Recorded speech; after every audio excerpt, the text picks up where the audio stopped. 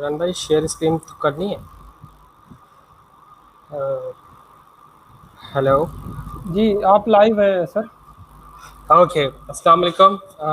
कैसे हैं जी आप लोग? मेरा नाम मोहसिन है और क्या नाम है, मैं पैना क्लाउड में होता हूँ और इंशाल्लाह आपकी फर्स्ट जो है क्लास अभी क्लास है और आज डेट है जी 18 अप्रैल 2006। अच्छा जी, सबसे पहले हम एक स्ट्रीम ले लेते हैं।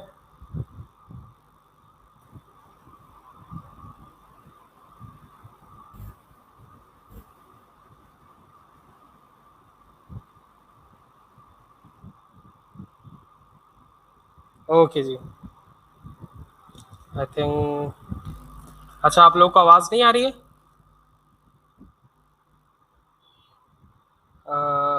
प्लीज़ मुझे ज़रा कमेंट्स में बता दें। मेरे ख्याल में तो आ गई होगी आप लोगों की अब तक मेरी आवाज़। वालेकुम अस्सलाम। अच्छा जी, ठीक है, थैंक यू सो मच। अच्छा जी, अभी जो है क्या नाम है, अभी आपको कुछ इस तरीके से करना है कि आप लोग की ये थर्ड सेशन है। ठीक है जी, थैंक यू सो मच बताने के लिए। आप लोग जो है सबसे पहले जो है आप लोग की आज थर्ड सेशन है सीएनसी का, जो कि मेरा ही पहला सेशन है। तो हम लोगों ने डिफरेंट स्ट्रीम्स रखी हुई हैं ताकि आप लोग ज़्यादा से ज़्यादा मैक्सिमम जो है वो लोग अकोमोडेट हो सके।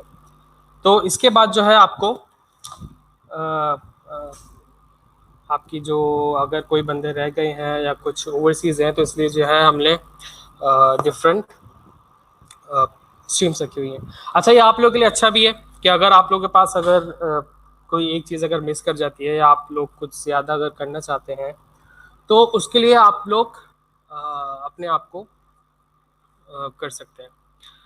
तो इस तरीके से जो है आपको सबसे पहले, जिस तरीके से आपको पता है, कुछ लोग बहुत नए भी होंगे, कुछ लोग रिव्यू ले रहे होंगे एक ही बात करके।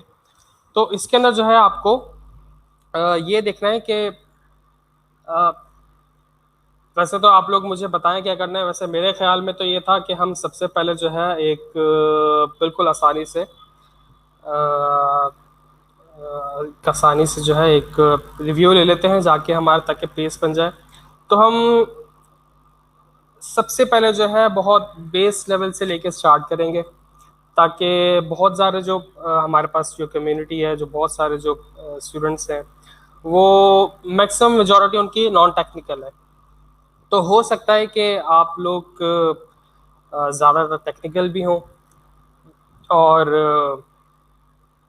मेरी बात तो हो सकता है आप लोगों को बहुत ज़्यादा प्लेन बिल्कुल बेसिक्स लग रहा हो। लेकिन उसके बाद जो है आपको थोड़ा सा छोटी सी थोड़ी छोटी छोटी सी चीज़ें रह जाती हैं, तो वो आप लोगों को आसानी से कवर अप हो जाएंगी। अच्छा, तो सबसे पहले करते ही ये हैं कि थोड़े से अच्छा, आप लोग कमेंट्स में एक सेकंड ज़रा देख लो, फिर उसके बाद हम जो है क्या नाम है अपना रिव्यू के तरफ हम चलेंगे। अच्छा, आप लोग को आ रही है जी? वालेकुम अस्सलाम।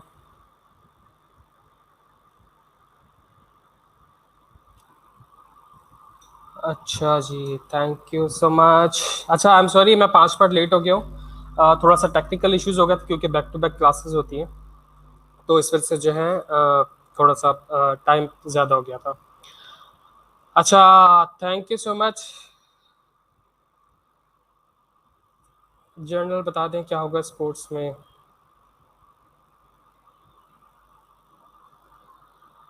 सर कोर्स रिव्यू बता दें। अच्छा, बिल्कुल मैं कोर्स रिव्यू बताऊंगा।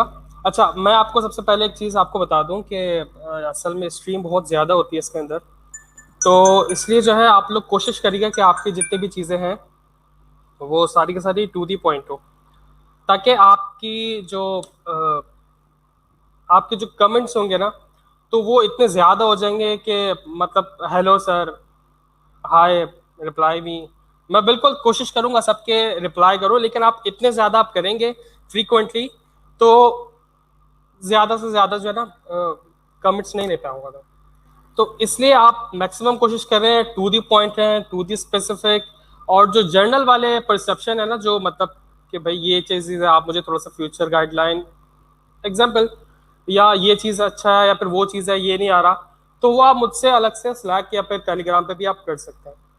लेकिन इस वक्त मैं रिकमेंड ये करूँगा कि आपकी जितनी भी चीज़ें हैं, जो भी आपका टॉपिक्स है, वो सारा का सारा टू दी पॉइंट है। अच्छा जी। अच्छा, मैं दोनों जगह पे हूँ live. Sir could you please give me a short description about CNC how it works. अच्छा, मैं सबसे पहले एक काम करता हूँ कि हम आपके पास बहुत सारे मेरे पास कमेंट्स भी आ रहा, माइक्रो सर्विसेज वगैरह क्या है और एजाइल क्या है। तो फिर एक काम करते हैं, सबसे पहले जो है हम एक बेसिक इंट्रोडक्शन लेके चलते हैं ताकि हमारे पास सारा रिव्यू हो जाए। उसके बाद फिर आप लोगों के कमेंट्स लेते हैं। I think that would be much better.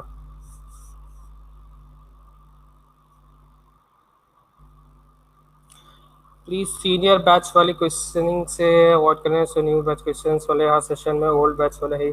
अच्छा, ये बिल्कुल बहुत अच्छी बात है। अच्छा, जो मेरे पुराने स्टूडेंट्स हैं या किसी और के भी स्टूडेंट्स हैं, तो वो प्लीज़, ये क्वार्टर वन है, आप लोग, मुझे पता है आप माशाल्लाह बहुत ज़्यादा इम्प्रूव कर रहे हैं, आपको बहुत ज़्यादा नॉलेज है और आप लोग मार्केट में माशाल्लाह से काम भी करने शुरू हो गए हैं। तो इसलिए जो है आप लोग थोड़ा सा अवॉइड करें, जो नए कमर्स हैं उनको प्लीज़ मौका दें, ये प्लीज़ थोड़ी सी रिक्वेस्ट है।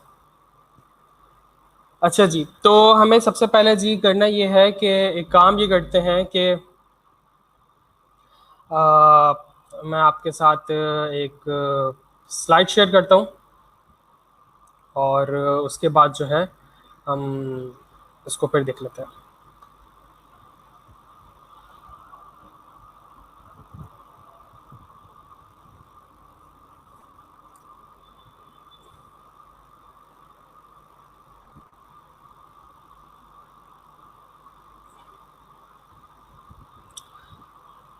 अच्छा जी। अच्छा, मैं प्लीज़ आप लोगों से रिक्वेस्ट करूंगा कि अभी प्लीज़ कमेंट्स ज़रा रोक दें, मैं वन बाय वन सारे आप लोगों के पढ़ूंगा।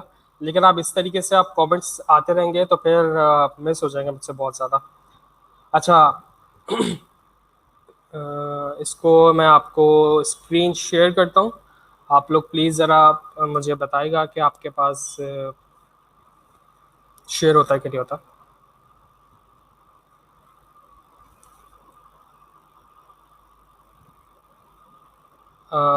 जी शेयर्ड कंटिन्यू करें। Thank you. अच्छा जी, तो हम यहाँ से हम स्टार्ट करते हैं आपके पास के सबसे वेरी फर्स्ट स्लाइड के ऊपर चलते हैं। अच्छा, ये स्लाइड मैं आपके साथ बिल्कुल शेयर कर दूंगा अभी थोड़ी सी देर में। तो इसलिए प्लीज़ हम बहुत बेसिक लेवल से लेके चलेंगे और कोशिश ये करेंगे कि बिल्कुल जो न्यू कमर्स है, जिनको कुछ नहीं पता है, ऑफ कोर्स मेरे पास मैक्सिमम बहुत ज़्यादा मेजॉरिटी भी होगी जो कि बहुत ज़्यादा टेक्निकल भी होंगे। तो इसलिए जो है आप प्लीज़, जो टेक्निकल लोग हैं, अगर उनको आता है बहुत अच्छी बात है, फिर आप दूसरों की हेल्प कर दें, कमेंट सेक्शन में भी कर सकते हैं। तो स्टार्ट करते हैं फिर इंशाल्लाह। तो हमारे पास सबसे पहले भाई introduction to cloud native computer. अब ये क्या होता है क्लाउड नेटिव कंप्यूटिंग, हम इस कोर्स में क्यों हैं, क्या फ़ायदा है, किस तरीके से है, ये हम पूरी कहानी अभी हम इसको देखेंगे। तो इसलिए प्लीज़ अपने क्वेश्चंस को, मैं रिपीट कर रहा हूँ, स्पेसिफिक तो टॉपिक रखिएगा, ऐसा ना हो कि मुझे स्किप करना पड़े और आप लोगों को फिर थोड़ा सा मुश्किल हो। तो पहले सारी चीज़ें पढ़ लें, आप लोगों के बहुत सारे क्वेश्चंस ऑलरेडी आ रहे हैं, ताकि हम अभी एक दफ़ा रिव्यू कर लेंगे, हो सकता है आपके क्वेश्चंस सॉल्व हो सकें, लेकिन अगर नहीं होगा तो मैं डेफिनेटली उनका आंसर करूँगा। अच्छा, अभी जो है आपको जिस तरीके से पता है कि ये एक रिव्यू क्लास है, रिव्यू क्लास है, इसका मतलब ये है कि जो ट्रेडिशनल जो क्लासेस होती हैं हमारी, उस तरीके से आपको बिल्कुल स्क्रैच से और इतना डिटेल्स में तो नहीं होता, क्योंकि आपको ऑलरेडी एक पूरा एक स्केड्यूल मिला हुआ है। आपकी जो भी रिलेटिव जो क्वार्टर, जो भी रिलेटिव कोर्स है, उसके अंदर आपको सबसे पहले जो आज का जो सेशन में है, उसमें 1 से लेकर 13 वीडियोस तक आपको करनी है। अच्छा, उसके अंदर सबसे पहले तो इंट्रोडक्टरी वीडियोस है कि भाई PISC क्या चीज़ है, किसका इनिशिएटिव है, क्या उसके अंदर है, क्या कोर्सेज होंगे, थोड़ा सा उसके अंदर सिलेबस का उसके अंदर जो है थोड़ा सा स्केजुअल है। तो ये वाली चीज़ है उसके अंदर सबसे पहले तो। फिर उसके बाद आपके पास जो टेक्निकल चीज़ें आएंगी वो आएंगी आपके पास जो कि क्लाउड नेटिव कंप्यूटिंग के साथ है। तो क्लाउड नेटिव कंप्यूटिंग के बारे में टोटल 13 क्लास वीडियोस हैं आई गेस। तो इसको आप प्लीज़ अच्छी तरीके से देखिएगा। उसमें आपको बहुत सारी चीज़ें मिलेंगी जो कि आपके लिए बहुत ज़्यादा नहीं होंगी। अ, मेरे पास अभी भी बहुत सारे बच्चों के मैसेजेस आते हैं कि सर ये बिल्कुल छोटी छोटी चीज़ें, हम मोनोलिथिक की क्या है, हम क्यों पढ़ रहे हैं, माइक्रो सर्विस होता क्या है, हम क्या फ़ायदा क्या है इस माइक्रो सर्विस का। अभी हमें एप्लीकेशन नहीं आती, हम माइक्रो सर्विसेज हम पढ़ रहे हैं। तो इस किस्म के बहुत सारे बहुत बेसिक लेवल के क्वेश्चन जो है वो आपके पास बिल्कुल होंगे और मैं आपको डेफिनेटली उसका जवाब दूंगा।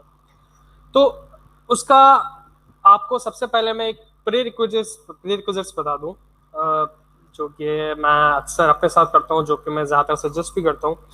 उसमें आपको सबसे पहले ये देखना है कि आपको सबसे पहले तो गूगल करना आना चाहिए। बहुत सिंपल सी बात है। देखिए आप लोग, अभी आपको मैं कहूँ कि यार वो फेसबुक पे आपका अकाउंट डिलीट नहीं हो रहा, ये आपका यूट्यूब का चैनल सब्सक्राइब नहीं हो रहा, आप नहीं हो रहा, तो इसलिए जो है वो आपके पास वो हो जाएगा। अच्छा प्लीज एक सेकेंड, सर एक सेकेंड म्यूट करते हैं।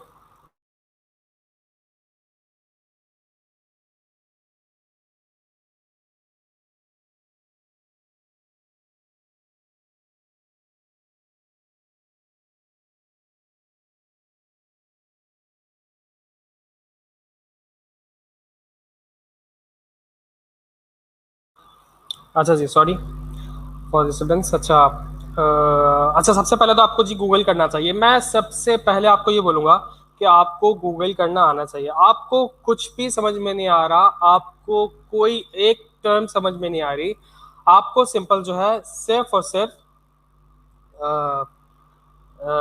गूगल आप करते हैं। भाई आपको फॉर एग्जांपल क्लाउड कंप्यूटिंग क्या होता है, आपने सबसे पहले तो टीचर से समझे, उनका काम है आपको समझाएंगे। उसके बावजूद आपको थोड़ा सा और डिटेल में पढ़ना है, सिंपल गूगल खोलें, google.com और लिखते हैं क्लाउड नेटिव क्या होता है। 3-4 लिंक्स आएंगे, उनको प्लीज थोड़ा सा मेहनत करनी पड़ेगी। देखिए मेहनत करे बगैर तो देखिए आप खाना भी नहीं खा सकते। खाने के लिए भी आपको रोटी तोड़नी पड़ेगी और फिर आपको खाना पड़ेगा, मेहनत तो करनी पड़ती खाना खाने में भी।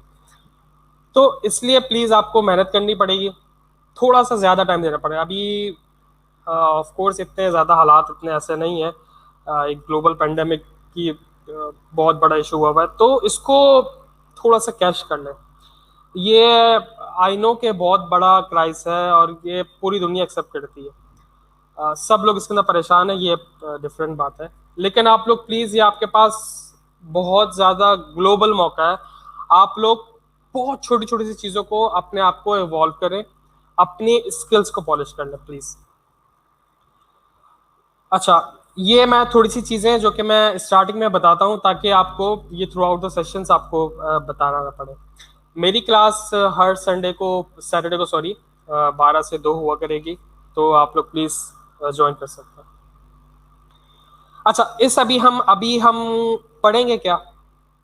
पढ़ेंगे हम ये कि ट्रेडिश कंप्यूटिंग क्या होती है पहले तो, फिर ट्रेडिशनल कंप्यूटिंग क्या होती है, क्लाउड कंप्यूटिंग क्या चीज़ आ गई है, फिर क्लाउड कंप्यूटिंग के अंदर microservices, cloud native computing क्या होती है, DevOps, agile, cloud computing platforms, containers orchestration और कंटिन्यूस इंटीग्रेशन। तो ये वाली बहुत सारी चीज़ें, इसको जो है मैं एक काम करता हूँ आप लोगों के साथ पहले फेसबुक पे शेयर कर देता हूँ ताकि आप लोगों के लिए आसानी हो जाए। That is simple thing which you can do.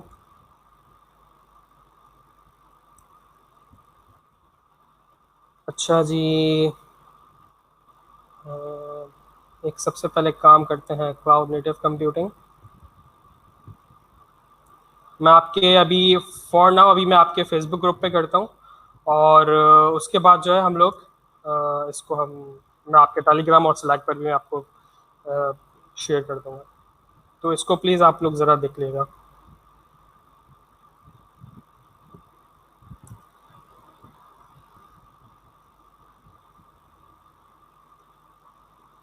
अच्छा जी, मैं आपके यहाँ पर कमेंट्स में भी डाल देता हूँ।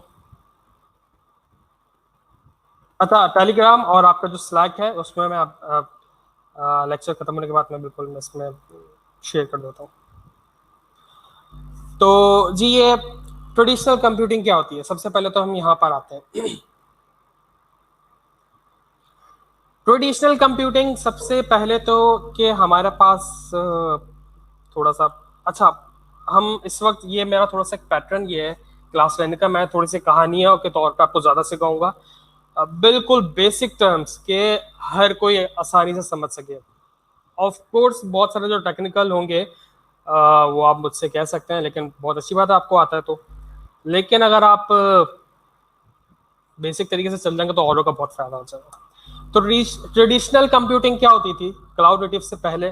क्लाउड कंप्यूटिंग और क्लाउड नेटिव से पहले आपको पता होना चाहिए कि भाई ये हमारे पास है क्यों, ये यार क्या वजह क्या है हम जो लेके आ गए।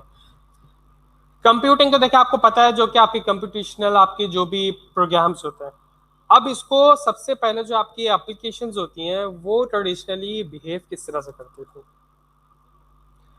अच्छा, सबसे पहले तो आपको समझना पड़ेगा कि हमारे पास कुछ इस तरीके से होती थी कि आपने कोई भी एक सॉफ्टवेयर बनाया, वेब एप्लीकेशन बनाई, ठीक है? तो आपने वेब एप्लीकेशन बनाई है और उसके बाद जो है आपने उसको पूरा आपने उसको कॉन्फ़िगर कर लिया, सारी अच्छी तरीके से वो परफॉर्म करने लग गई। उसके बाद आपने इस चीज़ को अपने कस्टमर साइट पर डिप्लॉय करना है ताकि और लोग इसको एक्सेस कर सकें। अच्छा, किसी भी वेबसाइट को आप पब्लिकली एक्सेस करने के लिए किसी जगह मशीन पे रखें तो इसको हम कहते हैं डिप्लॉयमेंट, ठीक है? आपने वेबसाइट बनाई, आपने पूरा सब कुछ उठा लिया और उसके बाद जो है आपने अपनी एप्लीकेशन को किसी सर्वर पे रख दिया। अच्छा, सर्वर क्या चीज़ है? सर्वर जो है वो सिर्फ और सिर्फ आपके पास एक मशीन है, ठीक है? Server is nothing but a simple simple simple computer machine. वो आपका लैपटॉप भी हो सकता है, वो आपका डेस्कटॉप भी हो सकता है, वो आपका टावर टॉप भी हो सकता है, कोई भी एक कंप्यूटर है, कोई भी एक कंप्यूटर है और वो चीज आपका सर्वर है। तो अब थोड़ी थोड़ी से तरीके से मैं आपको थोड़ा टेक्निकल्स बताऊंगा टर्म्स ताकि आपको आसानी हो। अब आप अपने एप्लीकेशन को किसी एक सर्वर के पास रखते हैं और उसको इंटरनेट के जरिए एक्सेस कर देते हैं। अच्छा, अब उसके बाद हमारे पास सबसे पहले होती थी मोनोलिथिक आर्किटेक्चर। अब मोनोलिथिक एक आर्किटेक्चर है, सॉफ्टवेयर आर्किटेक्चर है, एक टर्म है आपके पास। उसमें क्या होता था? उसमें ये होता था कि आप अपनी एप्लीकेशन को सब कुछ एक ही जगह पर उठा के, एक ही फोल्डर समझ लें, एक ही फोल्डर में हर चीज उठाकर आप अपने पास रखते थे और उस पूरे फोल्डर को उठा के आप सर्वर पर डिप्लॉय करते थे। हर चीज, अब आपका सर्वर भी है, आपका फ्रंट एंड भी है, बैक एंड। अच्छा, फ्रंट एंड बैक एंड मैं बताऊंगा। फ्रंट साइड भी आपका वहीं पे है, बैक एंड भी वहीं है, डेटाबेस भी वही है, सब कुछ उसी जगह पर है और वो जाके आपने डिप्लॉय कर दिया। ये जो सारी चीजें आपने एक ही जगह पे आपने रख दी, इसका मतलब ये है कि ये वाला आर्किटेक्चर कहलाता है मोनोलिथिक। आसान बिल्कुल अल्फाज में, ठीक है? अब इसके अंदर मसला क्या होता था? अब इसके अंदर मसला ये होता था कि you have to manage servers by your own. सबसे पहले अभी क्लाउड कंप्यूटिंग छोड़ दें, क्लाउड क्या होता है सब कुछ छोड़ दें। पहले क्या होता था? क्लाउड का कोई सिस्टम नहीं होता था। आपके पास एप्लीकेशन बनानी है, आपको खुद से सर्वर्स अपने पास रखने पड़ते थे और लोकल एरिया पे अपने पास उसको डिप्लॉयमेंट करनी पड़ती थी। तो सर्वर्स आपको खुद से मशीन अपने पास रखनी पड़ती थी और उसको डिस्ट्रीब्यूशन आपको खुद से मैनेज करना पड़ता था। They are on monolithic architecture. Architecture जो था वो उनका मोनोलिथिक था। अभी मैंने आपको बताया कि मोनोलिथिक क्या होता है।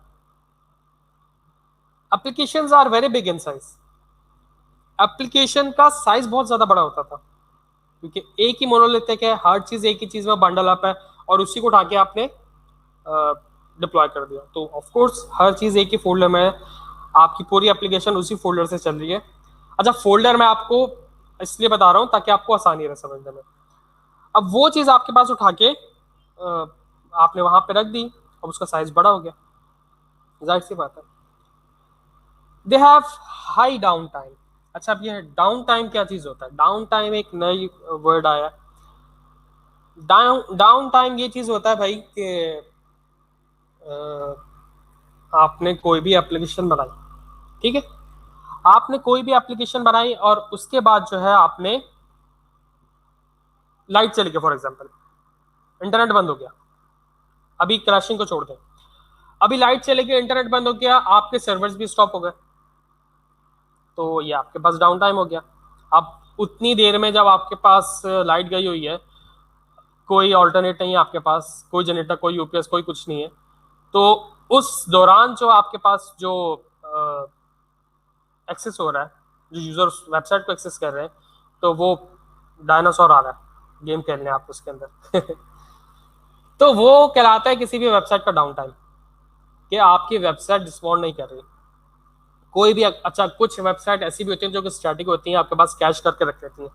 हो सकता है कि आपके पास कोई वेबसाइट आपने खोली, अक्सर आप कर ही गए, आप कोई ऐसी वेबसाइट खोलिएगा, बहुत सारी डिफरेंट वेबसाइट होती हैं, उसको आप खोलिएगा, पूरी एप्लीकेशन चल जाए, पूरी वेबसाइट ओपन हो जाए, उसके बाद इंटरनेट ऑफ कर देगा, तो वो ऑफलाइन भी अपने आप को चलाती है।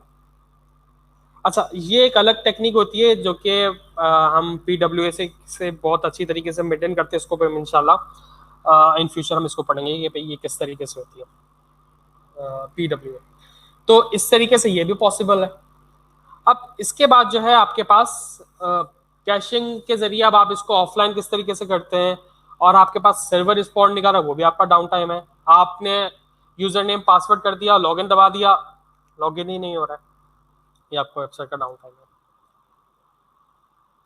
Difficult to maintain large number of users, बहुत ज्यादा यूजर्स होंगे तो आपको मेंटेनेंस में मुश्किल होगी।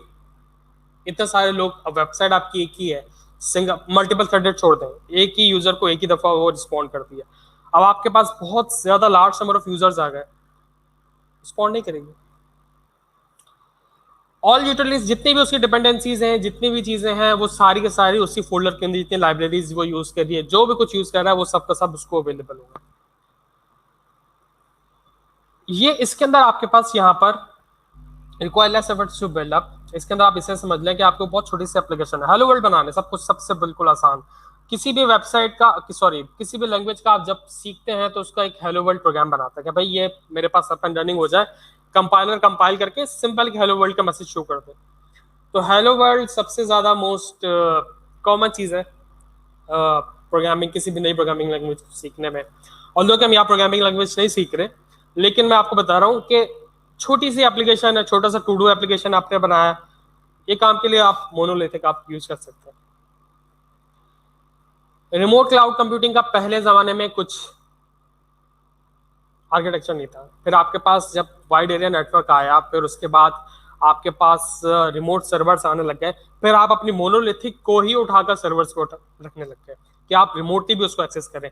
लेकिन इससे भी पहले जब आपके पास क्लाउड कंप्यूटिंग नहीं थे या बहुत ज्यादा महंगे थे, हर कोई बंदा उसको अफोर्ड नहीं कर सकता था, तो उसकी कॉस्ट की वजह से लोग अपने लोकल सर्विस लगाते थे।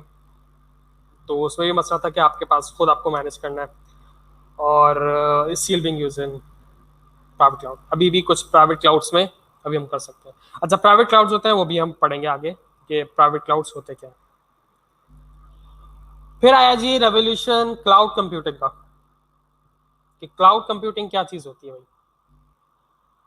क्लाउड कंप्यूटिंग में आपके पास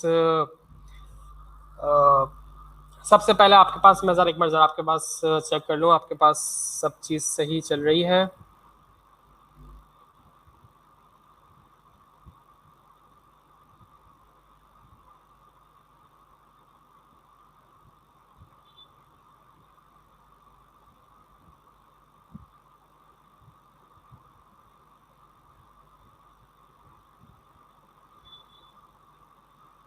अच्छा जी, ठीक है जी, इसको अभी हम अभी देखते हैं।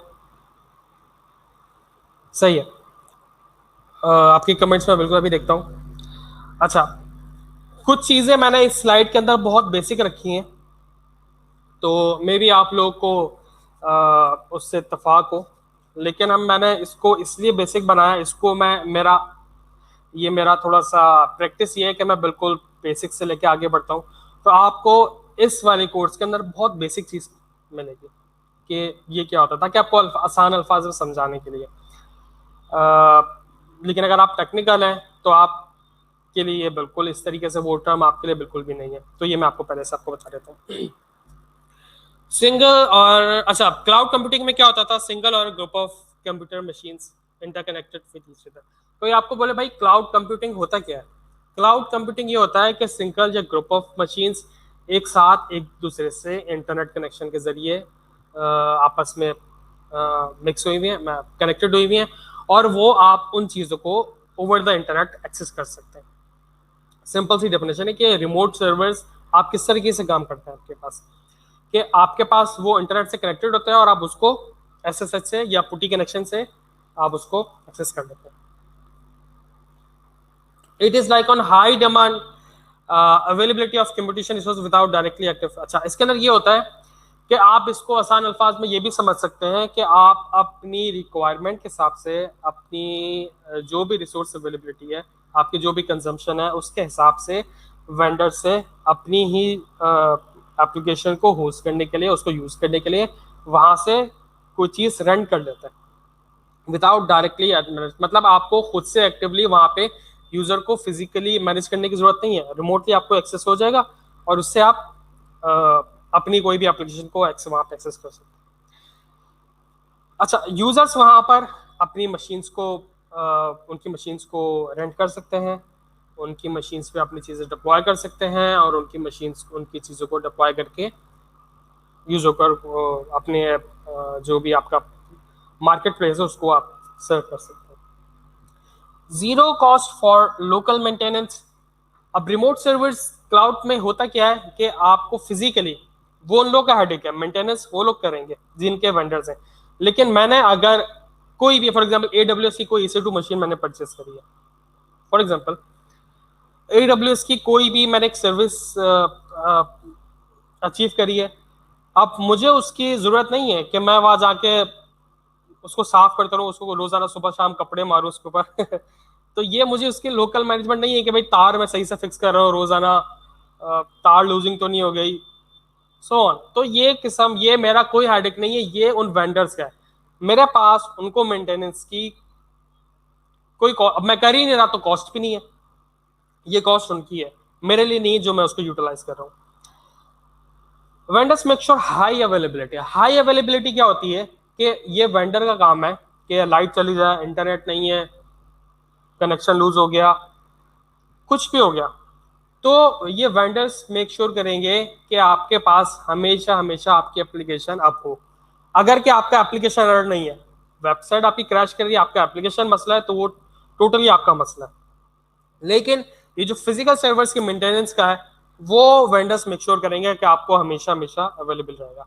अगर वहां पर कुछ मेंटेनेंस होगी तो आपको पहले से इन्फॉर्म करेंगे। अव्वल तो ऐसा बहुत कम होता है, लेकिन आपको पास पहले इन्फॉर्मेशन आ गई कि आपका कुछ ऑल्टरनेट, हम कुछ इसका ऑल्टरनेट कुछ कर रहे हैं और ये हमारे पास मेंटेनेंस से लिए, फिर आप वापस आ जाएंगे। लेकिन उसमें भी डाउन टाइम कोशिश करते हैं वो बिल्कुल भी ना है।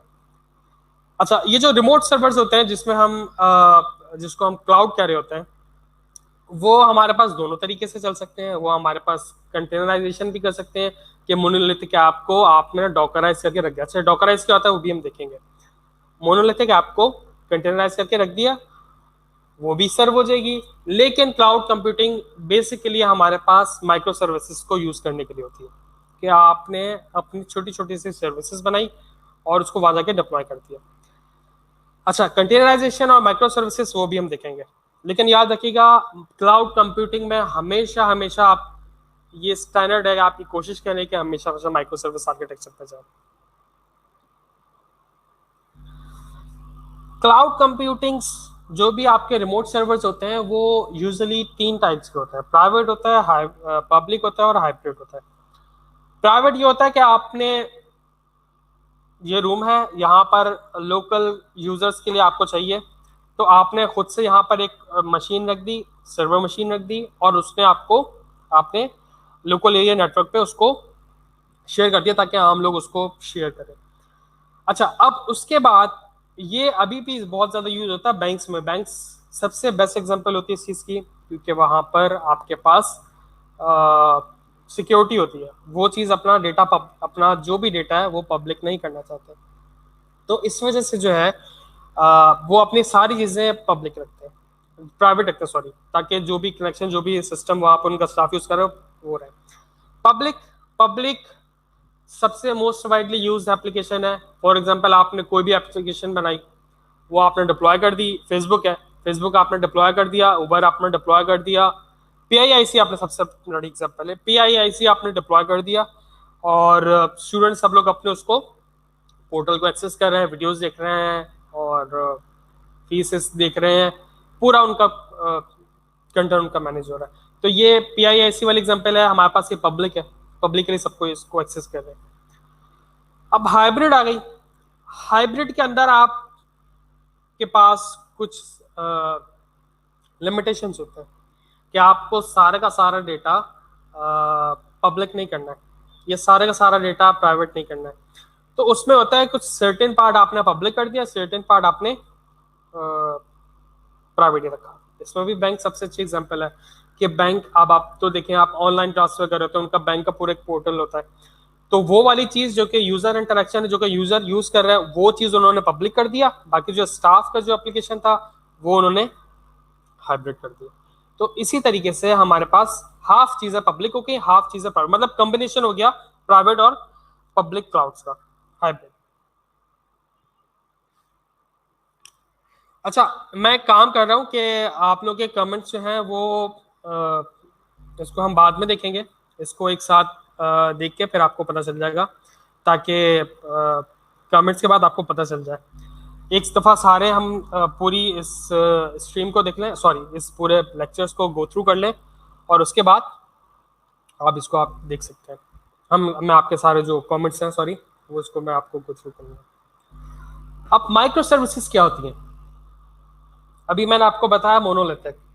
मोनोलिथिक क्या चीज़ होता है कि आपकी पूरी वेबसाइट, पूरी एप्लीकेशन, कोई भी सॉफ्टवेयर, आपके पास वो चीज़ एक ही जगह चीज़ है।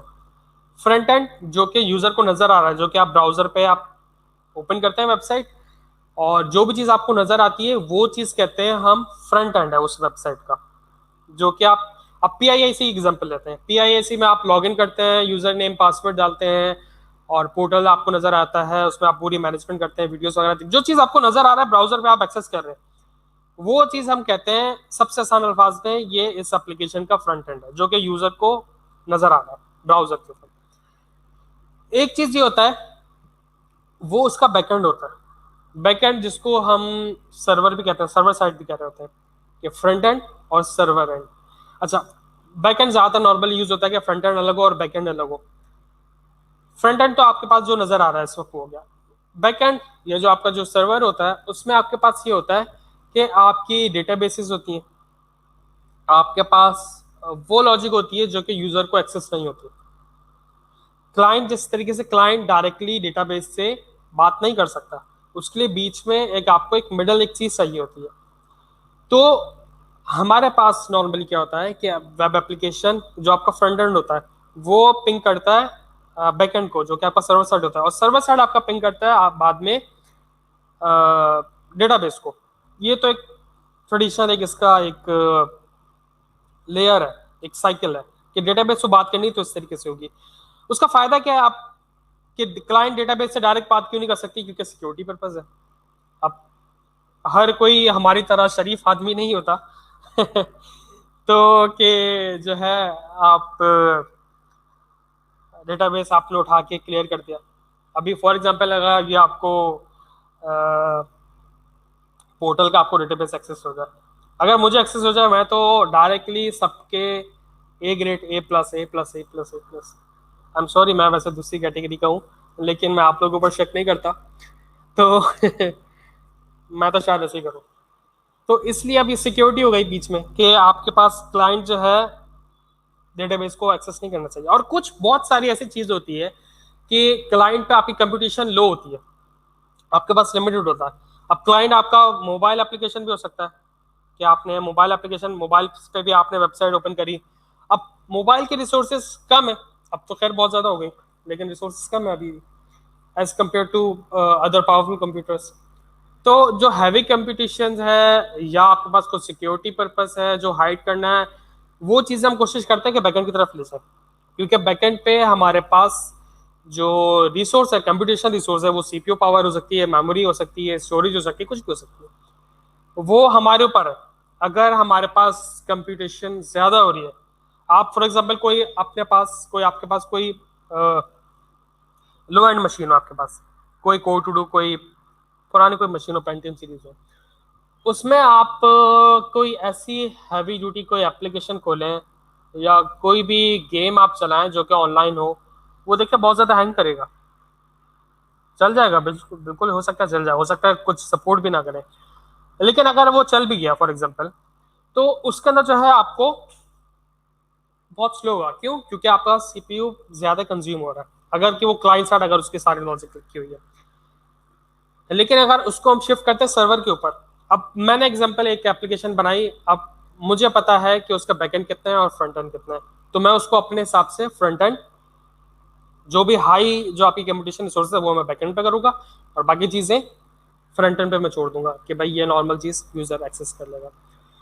तो ये ज्यादा सबसे बड़ा मसला आता था मोनोलिथिक में, कि आपके पास एक ही चीज है, फ्रंट एंड और सर्वर दोनों एक ही जगह लिखे हुए हैं। अच्छा, एक्सेस तो फिर भी नहीं होते, लेकिन आपके पास फॉर एग्जांपल अगर किसी एक फ्रंट एंड में अगर क्रैश कर जाता है, एप्लीकेशन इशू हो जाता है, या बैक एंड में आपका कोई एप्लीकेशन इशू हो जाता है, तो आपकी एप्लीकेशन दोबारा से रीस्टार्ट होती है, तो आपका पूरा डाउन टाइम आता है। इतनी देर में जो रीस्टार्ट होगी उतनी देर में आपका एप्लीकेशन रिस्पॉन्ड नहीं कर सकेगी। ये सबसे बड़ा मसला आता था मोनोलिथिक आर्किटेक्चर में। उसके लिए आप माइक्रो सर्विसेज आया। माइक्रो सर्विसेज क्या है? माइक्रो सर्विसेज बहुत आसान अल्फाज में ये है कि आपने मोनोलिथिक एप्लीकेशन को स्मॉलर चंक्स में ब्रेक कर दिया। हर जो स्मॉलर चंक है वो एक सेपरेट, अच्छा ऐसा नहीं हो सकता कि आपने पेज वाइजेस कर दिया कि भाई मेरी अगर 20 पेजेस की एप्लीकेशन है तो हर 20 माइक्रो सर्विस बना, ऐसा नहीं होता। पेजेस वाइज या नंबर ऑफ लाइंस, इस हिसाब से ये ब्रेक नहीं होती। ये होती है मॉड्यूलैरिटी के ऊपर, आपका हर एक मॉड्यूल एक कंप्लीट होना चाहिए। ऐसा नहीं होना चाहिए कि आपने हाफ लॉग इन की लॉजिक एक माइक्रो सर्विस में लिखी है, हाफ एक में लिखी है, सेंस नहीं बनता है। ठीक है, हर चीज एक कंप्लीट हो, एक सेपरेट हो, एक इंडिपेंडेंट हो, उसको कोई और चीज से जरूरत ना पड़ रही हो। अगर लॉगिन का मॉड्यूल है तो लॉगिन का मॉड्यूल की एक पूरी एक माइक्रो सर्विस हो। अगर क्या आपके पास रजिस्टर है, यूजर को रजिस्टर कराना है, तो उसकी पूरी एक माइक्रो सर्विस हो। वैसे तो एक भी हो सकती है, लेकिन ऐसे फॉर एग्जाम्पल आप मिसाल के तौर पर हर फीचर आपका, हर इंडिपेंडेंट चीज आपकी एक मॉड्यूल होनी चाहिए। तो उस एक मॉड्यूल को कहते हैं हम, ये हमारा माइक्रो सर्विसेज है कि ये इंडिपेंडेंटली आपकी एप्लीकेशन को सर्व करेगा। पहले क्या होता था, पूरी एप्लीकेशन सर्व होती थी। अब क्या हो रहा है, बहुत सारे छोटे छोटे छोटे छोटे छोटे जैसे फीचर वाइज उठा के हमने मॉड्यूल्स बना के उनको डिप्लॉय कर दिया हर एक अलग अलग जगह पे। तो ये जो अलग अलग मॉड्यूल्स हैं इसको हम कहते हैं माइक्रो सर्विस। ठीक है, ये माइक्रो सर्विस कलेक्टिवली रन होके हमारी पूरी एप्लीकेशन को सर्व कर रही होती है। अब इसका फायदा क्या होता है, अगर मेरे पास अगर यूजर का साइन अप चीज अगर कोई चीज क्रैश करती है, एप्लीकेशन एरर होता है या कोई भी फॉल्ट होता है, तो बाकी सारी चीजें चलती रहेंगी, सिर्फ साइन अप की चीज अपने आप को रीस्टार्ट कर देगी, ये जो भी उसने करना होगा वो कर लेगी, और थोड़ी देर बाद वो अप हो जाएगी। ये वाली चीज हमारे पास आ जाता है माइक्रो सर्विस में, कि आपके पास डिफरेंट चीजें उठा के बंडल अप हो गई। अच्छा, जिस तरीके से मैंने आपको बताया कि हर चीज एक बेसिक बिल्डिंग ब्लॉक है, हर चीज एक इंडिपेंडेंटली रन होगी, लूजली कपल्ड। अब डीकपलिंग होती है असल में, तो ये चीज डीकपलिंग में ये होता है कि आपको ऐसा नहीं होना चाहिए कि साइन इन की चीज आपने दो अलग अलग चीजों में आपने बना दी, ऐसा नहीं है। एक पूरी एक ही चीज बनानी चाहिए, साइन इन की जो भी चीजें हैं वो उसके अंदर होनी चाहिए, जो भी उसको नेसेसरी जो भी चीजें उस सर्विस के अंदर प्रोवाइड आपको करनी चाहिए। ऐसा बिल्कुल नहीं करना है कि साइन इन हो रहा है और आधी लॉगिन का पेज, आधी लॉजिक उसके अंदर लिखी हुई, तो वो चीज दोनों इंटरकनेक्टेड हो गई, ऐसा नहीं करना। ठीक है, तो लूजली कपल हमेशा हमेशा रिकमेंडेड होता है, जिसको हम डीकपलिंग कहते हैं। ठीक है, या तो कपलिंग होती है या तो डीकपलिंग होती है। कपलिंग मतलब दोनों इसके ऊपर एक साथ डिपेंडेंट हो, एक के बगैर एक वो प्रोसेस नहीं कर सकता। डीकपलिंग दोनों सब अलग अलग अपने आप को इंडिपेंडेंटली प्रोसेस कर सकते हैं। इजी टू मेंटेन, आपके पास आसानी हो जाती है, आपको बहुत सारी चीजें आपने जाकर डिप्लॉय कर दी है, आप उसको मॉनिटर कर रहे हैं सब कुछ कि क्या हो रहा है, हर चीज आपको मेंटेनेंस आपने उठा कर रख दिया। अच्छा, ये सबसे ज्यादा आपके पास फायदा देती है कि आपके पास लार्ज नंबर ऑफ यूजर्स हो। अब ये कैसी बात है, large number of services, large number of user sorry, micro service किस तरह से कर सकती हैं? इसके आप ये कर लें कि हर चीज एक अलग सर्विस है, तो हर चीज पर ट्रैफिक भी अलग अलग होगा। कोई यूजर साइन इन कर रहा होगा तो साइन इन मॉड्यूल के ऊपर होगा, कुछ रजिस्टर करोगा रजिस्टर पर, कोई डैशबोर्ड पे होगा, कोई डैशबोर्ड होगा, कोई चैट कर रहा होगा, कोई चैट पे होगा। तो आपके पास ये भी होगा। और फिर आप माइक्रो सर्विसेज का आप रेप्लिकास भी बना सकते हैं। वो रेप्लिकास भी हम इंशाल्लाह बहुत डिटेल में पढ़ेंगे जब हम कुबरनेटीज पढ़ेंगे, कि आप एक ही चीज को रेप्लिकेट किस तरह से कर सकते हैं, मुख्तलिफ उसकी कॉपीज किस तरह बना सकते हैं। हाई अवेलेबिलिटी होती है, आपके पास डाउन टाइम कम होता है। अगर एक चीज क्रैश कर गई तो सिर्फ वही चीज अपने आप को कम बैक करेगी, बाकी चीज आपके पास चलती रहेंगी। थोड़ा सा इसके अंदर डिफिकल्ट ये होता है कि आप इसको थोड़ा सा, आपको डेवऑप्स प्रोसीजर चाहिए होता है, एक बंदा चाहिए होता है जो कि आपको डेवऑप्स का आपको उसको मेंटेन देखता रहे कि हर चीज़ डिप्लॉय हो रही है, हर चीज़ चल रही है। तो थोड़ा सा डेवऑप्स का आपको टाइम चाहिए। अच्छा, डेवऑप्स क्या होता है वो भी हम अभी आगे बिल्कुल अभी देखेंगे। अच्छा, अब ये इतनी सारी माइक्रो सर्विस हो गई, तो ये आपस में बात कैसे करेंगी और इनको हम एक्सेस कैसे करेंगे? सबसे बड़ा सवाल तो यहाँ पर ये पैदा होता है कि आपने माइक्रो सर्विसेज बना ली, ठीक है जी, बहुत अच्छा काम किया आपने, आपस में बात कैसे करेंगी? तो आपस में बात करने के लिए ये एपीआईज अपने आप को एक्सपोज करती हैं। अच्छा, एपीआईज क्या होती हैं? इसको तो वैसे हम जब हम सर्वर साइड पढ़ेंगे, जब हम बहुत देखेंगे, आप लोग अपने खुद से एपीआईज बनाएंगे।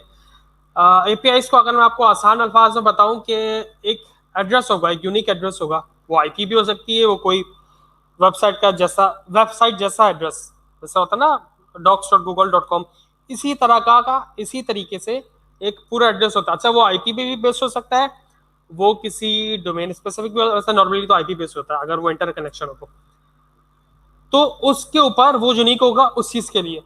तो आपस में बात करनी, तो वो उस एड्रेस के जरिए वो बात करेंगे। अच्छा, वो बात किस तरीके से करेंगी, ये जब हम सर्वर साइड्स पढ़ेंगे, जब हम इम्प्लीमेंट करेंगे खुद से, तो आपको पता चलेगा। ठीक है, अभी इसलिए परेशान नहीं होगा क्योंकि अभी तो आपने सिर्फ कदम रखा है, अभी आपको बहुत ज्यादा हाई जाना है। ठीक है, तो इसलिए प्लीज थोड़ा सा कॉम्प्लिकेटेड लग सकता है, थोड़ा सा मुश्किल हो सकती है, लेकिन नामुमकिन नहीं है। ठीक है जी, तो माइक्रो सर्विसेज का ये आसान अल्फाज में ये कहानी है। ठीक है, क्लाउड नेटिव कंप्यूटिंग। अब क्लाउड कंप्यूटिंग तो हमने देख लिया, तो ये क्लाउड नेटिव कंप्यूटिंग क्या हुई? क्लाउड कंप्यूटिंग तो हमने देखा कि वहां पर जो आपके पास रिमोट सर्विस होते थे और सर्वर्स जो है वो अपने पास माइक्रो सर्विसेज को कर रहे होते थे, और वो अपने आप को रिमोटली हम उनको एक्सेस करते थे। अब क्लाउड नेटिव कंप्यूटिंग क्या से आ गया, तो थोड़ा सा इसको देख लेते हैं। Cloud native is an approach in building and running application which fully utilize cloud computing paradigm. ये एक तरीके से एक पैराडाइम है, एक प्रोसीजर है जो कि आप क्लाउड कंप्यूटिंग के तरीकों को यूज करते हुए आपकी एप्लीकेशन को बिल्ड करता है और उसके बाद उसको रन भी करता है। ठीक है, ये एक पैराडाइम है जो कि क्लाउड कंप्यूटिंग को यूज करता है। क्लाउड कंप्यूटिंग अलग चीज है, क्लाउड नेटिव कंप्यूटिंग क्या है? क्लाउड नेटिव कंप्यूटिंग इसी चीज को यूज करता है। ठीक है, इसी चीज को यूज करता है उसको बिल्ड करने के लिए और उसको मॉनिटर करने में, उसके डिप्लॉयमेंट में और उसकी इंटीग्रेशन में। Actually they are light package and build upon micro service architectures. वो माइक्रो सर्विस आर्किटेक्चर्स पे होता है क्योंकि आपका प्योरली बेस्ड होता है क्लाउड कंप्यूटिंग के ऊपर, और हमेशा स्टैंडर्ड होता है कि आप रिकमेंडेड होता है कि माइक्रो सर्विसेज आप बनाएं अगर आपके पास लार्ज नंबर ऑफ यूजर्स हैं। और अब तो लार्ज नंबर ऑफ यूजर्स के लिए ही आप बनाते हैं, मतलब आप एप्लीकेशन बनाएंगे ही क्यों कि ये सिर्फ 10 लोग यूज करेंगे। भाई 10 लोग क्यों यूज करेंगे? आप सोचा ये कि ये 1,000, 10,000, फिर 1 लाख, फिर 10 लाख, फिर बिलियंस, मिलियंस, बिलियंस पे जाएंगे। तो आप सोच के आप वहां तक रखे ना।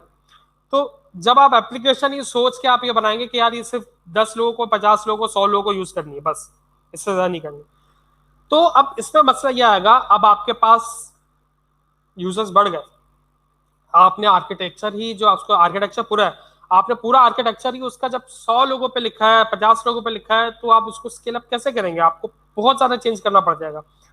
तो इसलिए आप अपनी जो लिमिट होती है, जो आपकी जो मार्केट होती है यूजर्स की, उसको आपको देखना पड़ेगा कि वो चीज किस तरीके से आपको मैनेज करती है और कितने नंबर ऑफ यूजर्स हैं।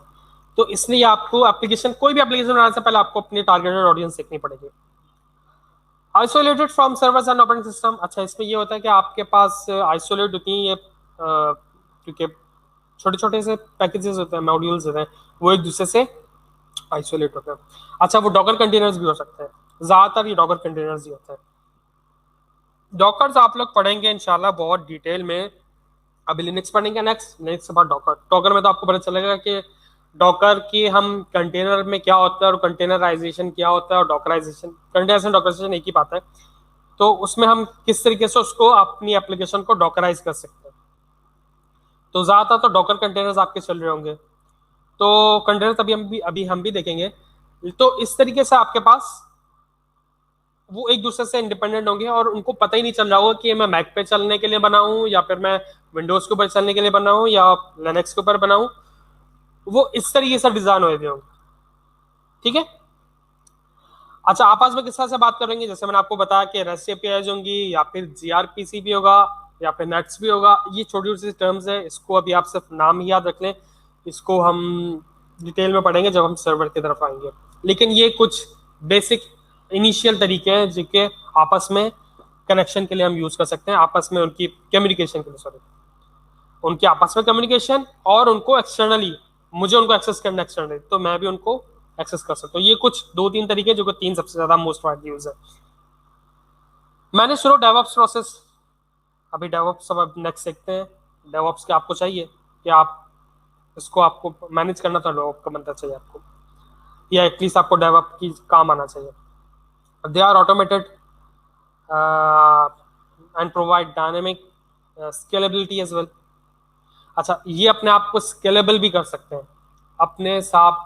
अभी फॉर एग्जांपल अगर आपके पास जो दराज पे आता है वाइट फ्राइडे से, ठीक है। अच्छा, दराज के अंदर मसला क्या होता है, अब तो शायद उन्होंने बहुत ज़्यादा अच्छा कर लिया था लास्ट टाइम तक। तो पहले आप होता था कि आप उनको 12 बजे एक्सेस करें, 12 बजे से 12 मिनट से आपके पास होता था वो, तो उसके बाद से उनकी वेबसाइट डाउन हो जाती क्योंकि इतने नंबर ऑफ यूजर्स आते थे, तो इसलिए वो अपने आप को लोड बैलेंस नहीं कर पाते थे।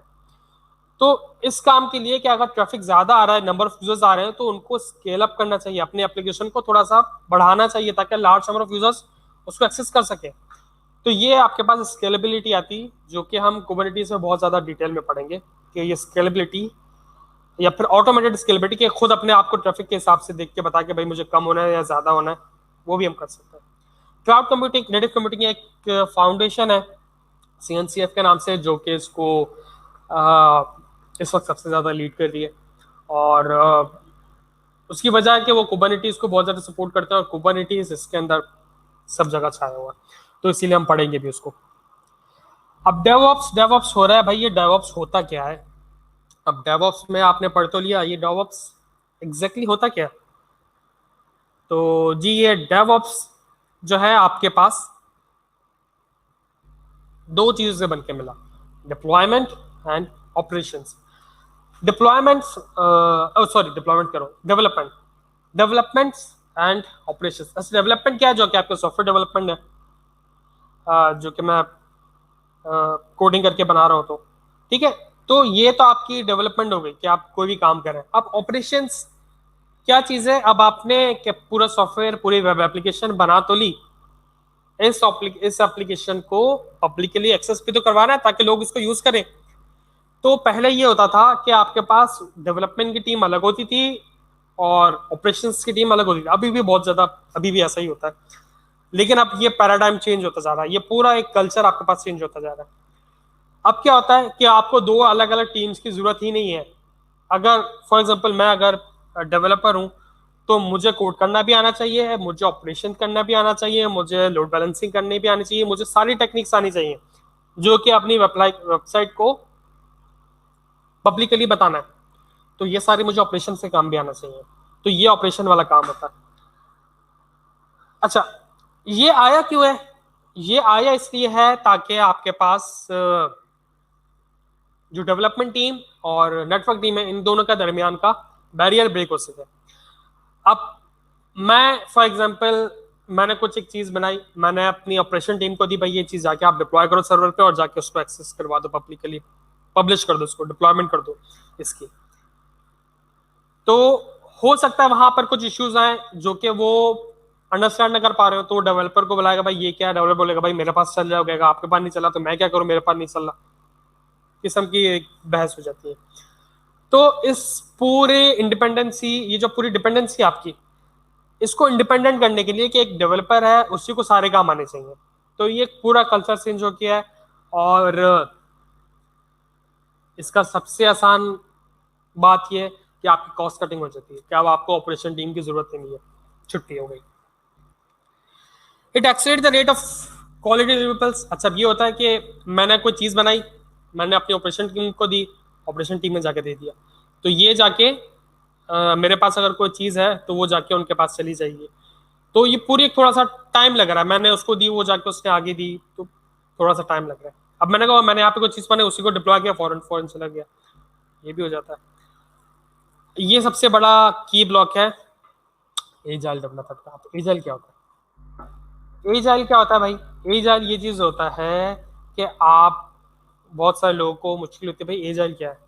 भाई एजाइल कुछ भी नहीं है, एजाइल सिंपल एक छोटी सी एक ये चीज है कि आपने अपने चेंजेस को, रिक्वेस्टेड चेंजेस को रैपिडली रिस्पॉन्ड करना है। कोई आपको चेंज दे, उसको फटाफट आपने करना है और उसको वापस देना है, ठीक है। इसमें आपको हर चीज जल्दी जल्दी रिस्पॉन्ड करनी है। पहले जमाने में होता था, पहले डॉक्यूमेंटेशन बहुत ज्यादा होती थी। वाटरफॉल सबसे बेस्ट एग्जांपल इसके, कि आपको कोई एप्लीकेशन बनाना है, फॉर एग्जांपल पीआईएसी पोर्टल बनाना है, आपको पहले पूरी 1 साल 6 महीने तक आपको डॉक्यूमेंटेशन करनी पड़ेगी।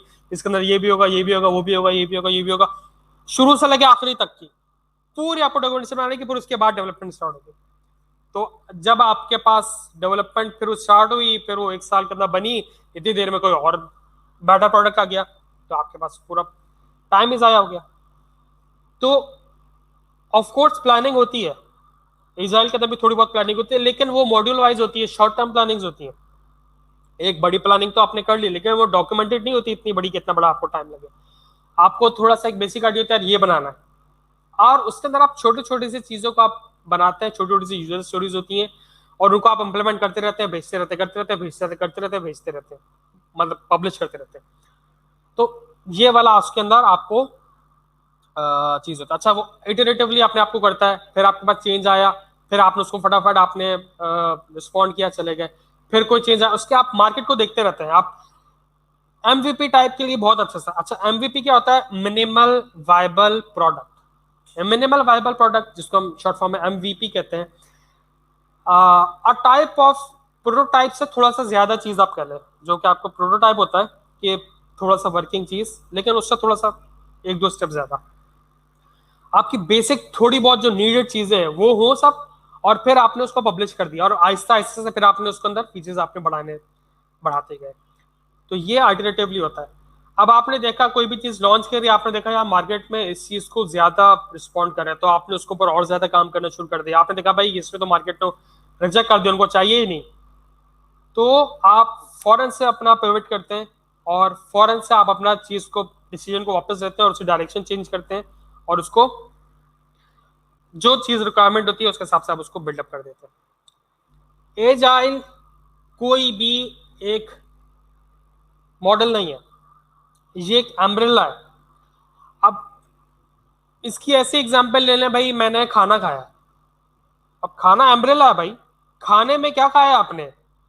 तो यही चीज है कि फॉर एग्जांपल अगर आपको कोई, अब नेक्स्ट टाइम अगर आपका कोई भी फ्रेंड, कोई भी कजन, कोई भी आपका दोस्त और बोले कि भाई एजाइल पे काम करता हूं मैं, तुम्हें पता है एजाइल क्या होता है?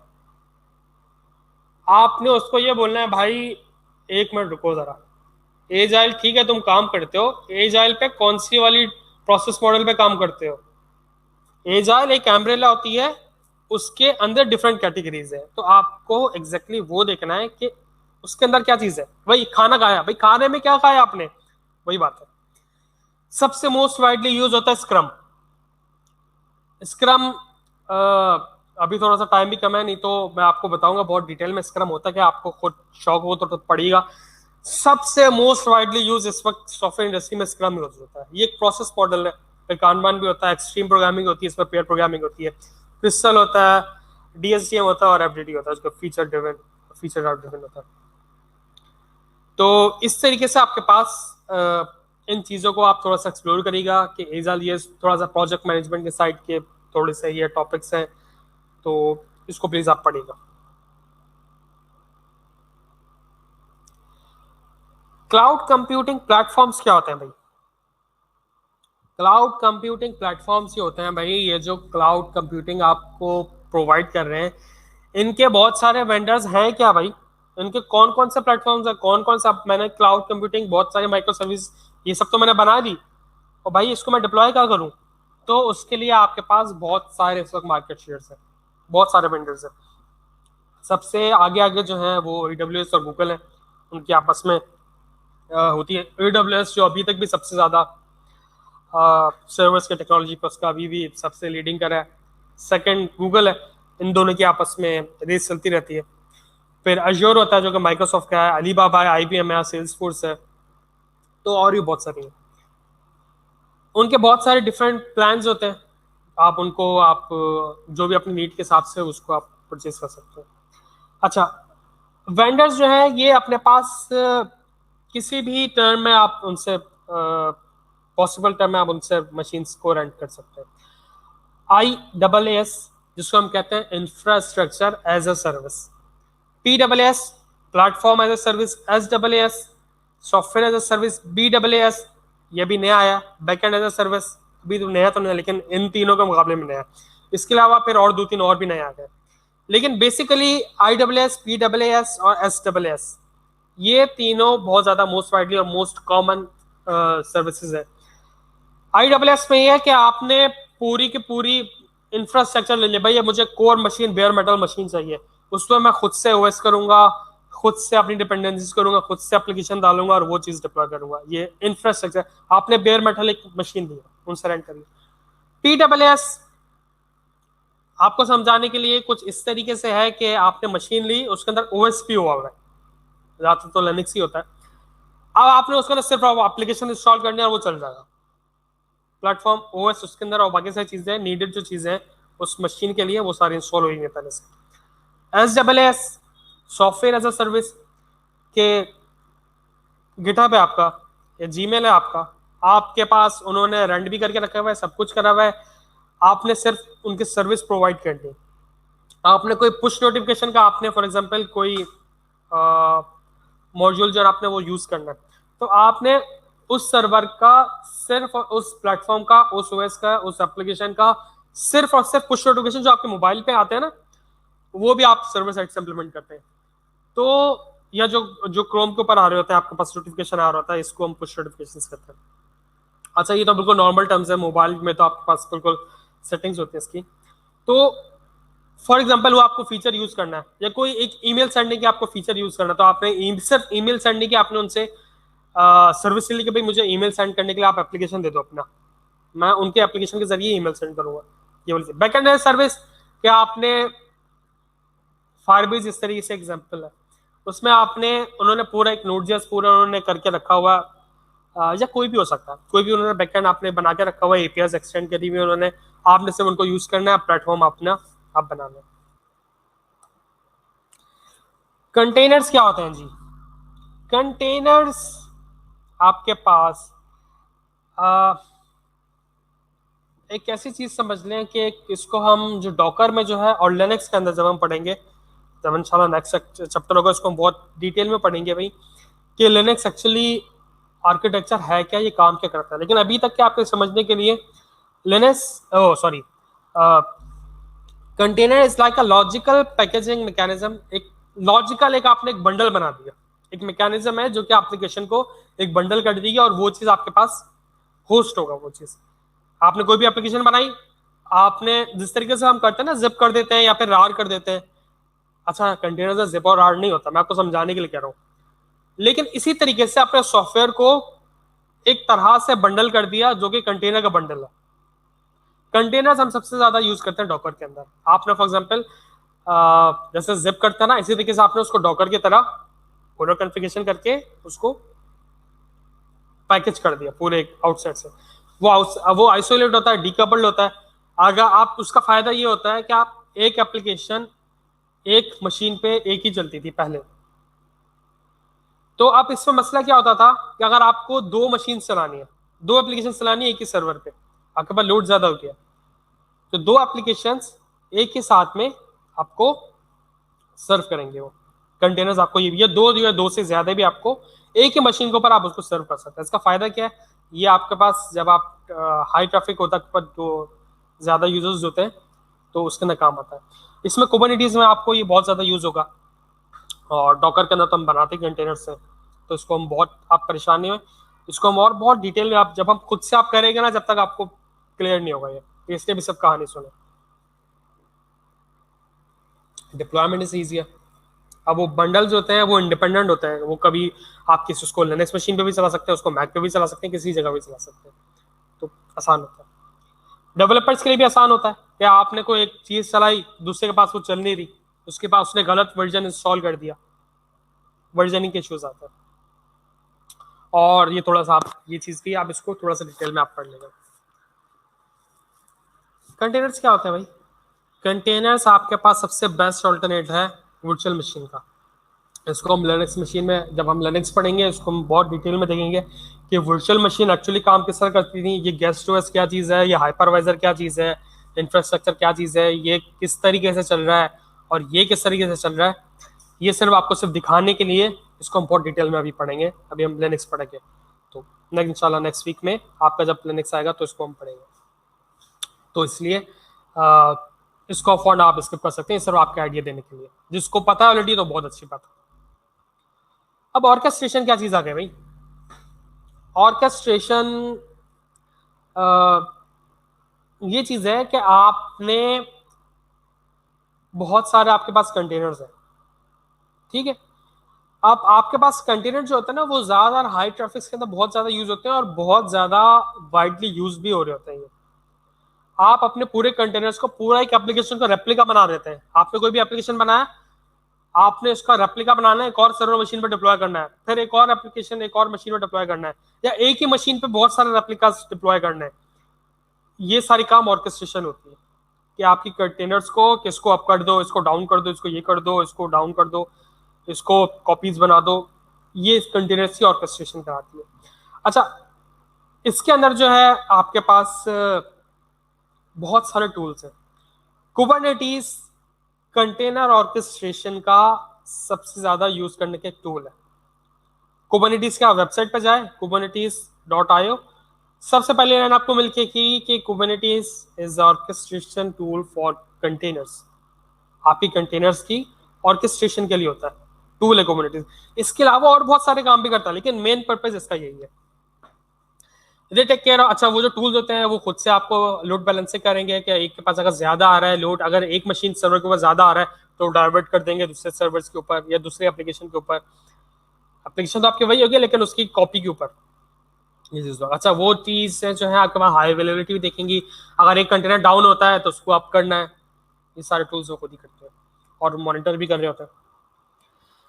कंटिन्यूस इंटीग्रेशन, कंटिन्यूस डिप्लॉयमेंट क्या होता है भाई? अब आपने एप्लीकेशन तो बना लिया, अब इस एप्लीकेशन को बनाने के बाद आपने इसको डिप्लॉयमेंट भी तो करनी है। अब वो तो आपकी पहले जमाने में तो डेवऑप्स से पहले तो ऑपरेशन टीम का काम होता था, अभी तो आपको खुद ही करना है। तो आप एप्लीकेशन बनाएंगे, फिर दोबारा से नेटवर्क को एक्सेस करेंगे, फिर वो काम करेंगे, टाइम कंज्यूमिंग है। तो आप क्या करते हैं, आपके पास CI/CD से कि आप एक ऐसा एक टास्क रनर लिखते हैं कि आपका जैसे ही काम हो जाए वो काम फौरन ऑटोमेटिकली आपका डिप्लॉय भी हो जाए और यूजर के पास चला भी जाए। अच्छा, डायरेक्टली आप यूजर को अपना काम नहीं देते, वो पहले टेस्ट होता है। आपके पहले टेस्टर्स QA वगैरह क्वालिटी एश्योरेंस करते हैं, उसका अच्छी तरह टेस्ट करते हैं, फिर आपको देते हैं, फिर आप करते हैं, फिर उसके बाद आती है एक स्टेजिंग होती है, एक पूरे स्टेजेस होते हैं आपकी पूरी सॉफ्टवेयर लाइफ साइकिल के एक पब्लिश होने में। लेकिन अगर आपको खुद से मैनुअली करना पड़े ये काम, अब ये आसान काम है ना कि आपने कुछ काम किया, आपने गिटहब पर कमिट कर दिया। अच्छा, गिटहब भी हम पढ़ेंगे इंशाल्लाह, बहुत नेक्स्ट हम पढ़ेंगे इसी क्वार्टर में, आई थिंक, या पता नहीं नेक्स्ट क्वार्टर में, नेक्स्ट क्वार्टर में। अच्छा, मुझे इस वक्त याद नहीं गिट का आपका कौन से क्वार्टर में। तो आप गिट पे कमिट करेंगे अपना सारा का सारा जो भी काम होगा, वो अपना सारा काम ऑटोमेटिकली डिप्लॉय भी हो जाएगा। वो डिप्लॉय आप क्यूए के लिए कर सकते हैं भाई, क्यूए के पास फौरन चला जाएगा वो काम। मैं जैसे काम करूँ चला जाए, मुझे डिप्लॉयमेंट ऑटोमेटिक होनी चाहिए। और क्यूए वाला जैसे ही काम उसको अप्रूव कर दे तो ऑटोमेटिकली वो पब्लिश भी हो जाए, क्लाइंट के पास चला जाए। तो ये वाले काम आपके सीआई सीडी पाइपलाइंस होते हैं, जो कि आप अपने ये सारे काम करते हैं। इसमें आप बहुत सारे टेस्ट केसेस भी लिख सकते हैं और ये सारे काम भी कर सकते हैं। इसके अंदर बहुत सारे टूल्स हैं। जेनकिंस इसके अंदर बहुत ज़्यादा यूज होता है, इसको हम पढ़ेंगे भी। सर्कल सीआई, एडब्ल्यूएस का आउटबिट, बहुत सारे टूल्स हैं। लेकिन ये सारे ट्रेविस सीआई, सर्कल सीआई और जेनकिंस, ये बहुत ज़्यादा यूज होता है। ठीक है जी। तो ये वाली आपकी होती है थोड़ी सी कहानी सीआई और सीडी की। यहां तक आपका काम थोड़ा सा खत्म हो गया। अब हम आपके थोड़े से मैसेजेस देख लेते हैं भाई। मैसेजेस तो बहुत सारे आ गए हैं। अच्छा, प्लीज कोशिश करें कि आप स्पेसिफिक टू द टॉपिक लिख लें, तो आपको बहुत ज़्यादा आसानी हो जाएगी, मुझे भी आपकी क्वेश्चन लेने में आसानी हो जाएगी। अच्छा,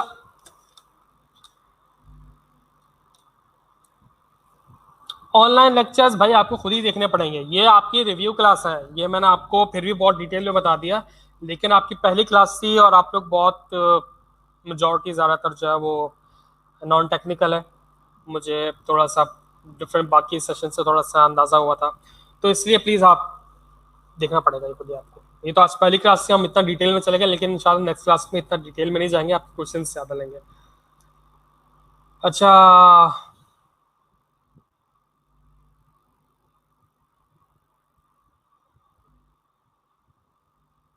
आपके जो हेलो हाय वाले मैसेज हैं, वालेकुम अस्सलाम सब लोगों कलेक्टिवली भाई, वालेकुम अस्सलाम। अच्छा, क्वेश्चन में आपका देखता हूँ कोई।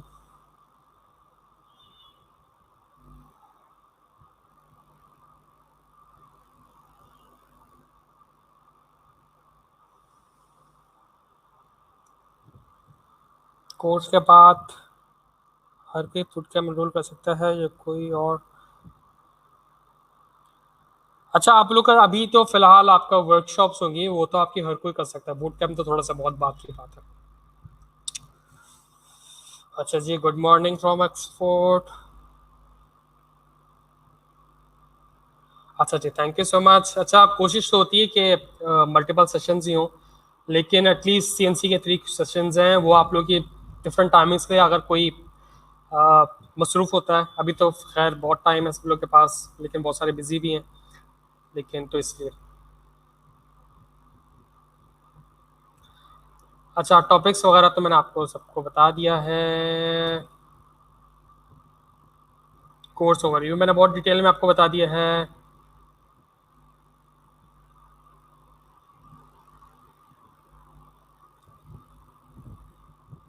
डिप्लॉयमेंट रिसोर्सेस में इश्यूज आ रहे हैं।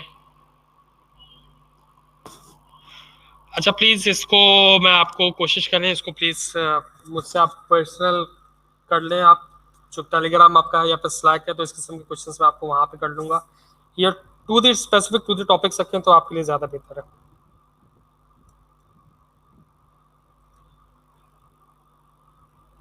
What is DevOps? डेवऑप्स मैंने आपको जैसे कैसे बताया कि भाई कम्बिनेशन है आपका डिप्लॉयमेंट्स और ऑपरेशंस का, सॉरी, डेवलपमेंट और ऑपरेशंस का।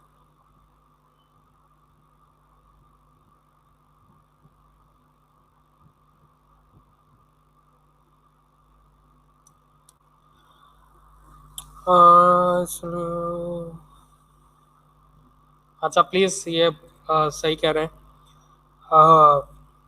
जो एडवांस है स्टूडेंट्स हैं वो प्लीज़ एडवांस चीज़ें जो है वो आप अपने रिलेटिव चैनल्स में पूछें तो ज़्यादा बेहतर है। ये Q1 वालों का है, तो कोशिश करें उन लोगों को जवाब देने दें। आप उनकी बेशक प्लीज़ हेल्प कर दें, क्योंकि आप लोग अपना वक्त याद करें, आप लोग भी इसी तरह मैसेज करते थे और आप इंस्टॉलेशन वगैरह मोस्टली से नहीं होता था। आप करेंगे तो फिर आपके पास ज़्यादा आसानी होगी ना, मतलब किसी को अभी लालच क्या करना पढ़ाने के लिए। तो भाई जितना ज़्यादा आप उसको आप हेल्प करेंगे, हेल्प तो भाई सबको चाहिए, तो आप प्लीज़ ज़्यादा से ज़्यादा हेल्प करें। जो टेक्निकल लोग हैं आपस में कर रहे हैं, क्योंकि इतने सारे लोग होते हैं, हम नहीं कर पाते इतना सारे मैनेज करने। तो इसलिए प्लीज़ आप लोग जो है इसको थोड़ा सा हेल्प कर दें। अच्छा भाई, ये तो सीएनसी का है, ये तो ऑलरेडी आपके कोर्स के अंदर मेंशन था, जो आपकी आउटलाइन थी। अच्छा, ये मुझे लग रहा है बहुत पुराने वाले कमेंट्स पढ़ रहे हूँ।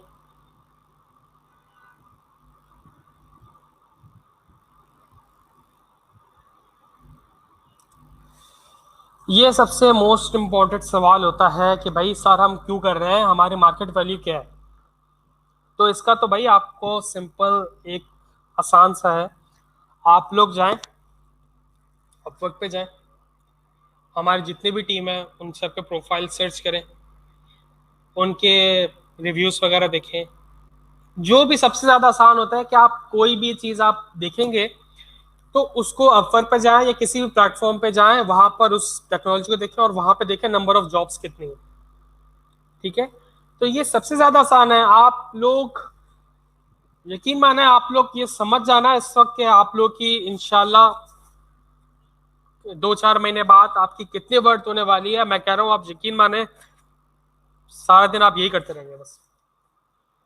तो इसलिए प्लीज फोकस हो जाए, अच्छी तरीके से करें। ये टाइम लेगा, ये बहुत ज्यादा मुश्किल रहेगा, आप डिसहार्ट होंगे, आपको रोना आएगा, कुछ नहीं समझ में आएगा कि सर क्या पढ़ा रहे हैं, कुछ समझ नहीं आ रहा। उस टाइम समझ में आ रहा था, कुछ समझ में नहीं आ रहा।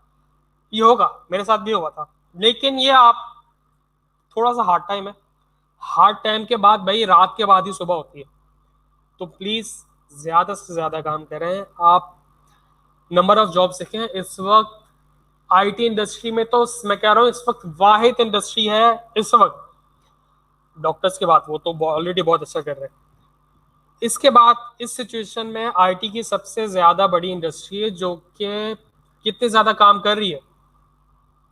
ठीक है, तो उसके तो अभी भी बंदे काम कर रहे हैं, अभी भी वहां कोई छुट्टी नहीं है, सब कुछ घर से काम कर रहे हैं। इस वक्त कितने नंबर ऑफ जॉब्स हैं, हर चीज तो आपकी डाउन में जा रही है, लॉस में जा रही है, लेकिन सिर्फ एक आईटी इंडस्ट्री जो आपकी अप हुई रही है। अभी आप जूम देखें, उसके कितने ज्यादा उनके शेयर्स बढ़ चुके हैं, आप गूगल देखें कितने ज्यादा उनके शेयर्स बढ़ चुके हैं। तो आईटी इंडस्ट्री में तो भाई आप पता नहीं क्या कुछ कर सकते हैं।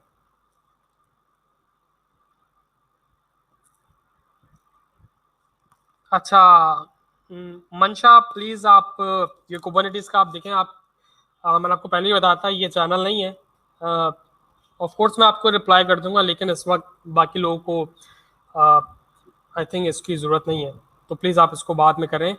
और बाकी लोगों से मैं रिक्वेस्ट करूंगा ये वाले सवाल आप अपने चैनल से भेजें या मुझे पर्सनली पिंग कर दें स्लैक पे या फिर टेलीग्राम पे, तो मैं आपको बिल्कुल बताऊंगा।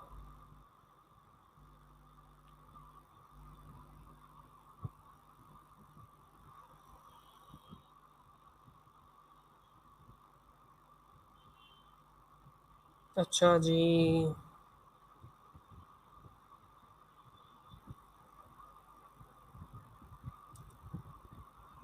मिनी क्यूब इंस्टॉल नहीं हो रहा। अच्छा, मिनी क्यूब आपके पास मसला क्या आ रहा है वो मुझे आप बताइएगा। आप देखिएगा आपके पास मसला क्या है, कि वर्चुअल बॉक्स का एरर तो नहीं है, या आपने उसको पहले आपको डॉकर इंस्टॉल करना पड़ेगा। आप डॉकर इंस्टॉल कर लें तो उसकी डिपेंडेंसीज है वो भी आपके पास आ जाएंगी, तो उसको प्लीज़ देख लें। यही पॉसिबिलिटी हो सकती है। लेकिन आप उनकी जो मिनी क्यूब की जो ऑफिशियल वेबसाइट है, जो कि कुबरनेटिस की वेबसाइट है, उसमें आप देखें कि वहाँ से जाके आपकी इंस्टॉलेशन हो जाएगी। बिल्कुल एग्जैक्टली लाइन बाय लाइन उसको कॉपी, उसको फॉलो कर लें। फिर भी कोई मसला आता है तो मुझे आप टेलीग्राम पे पिंग करें।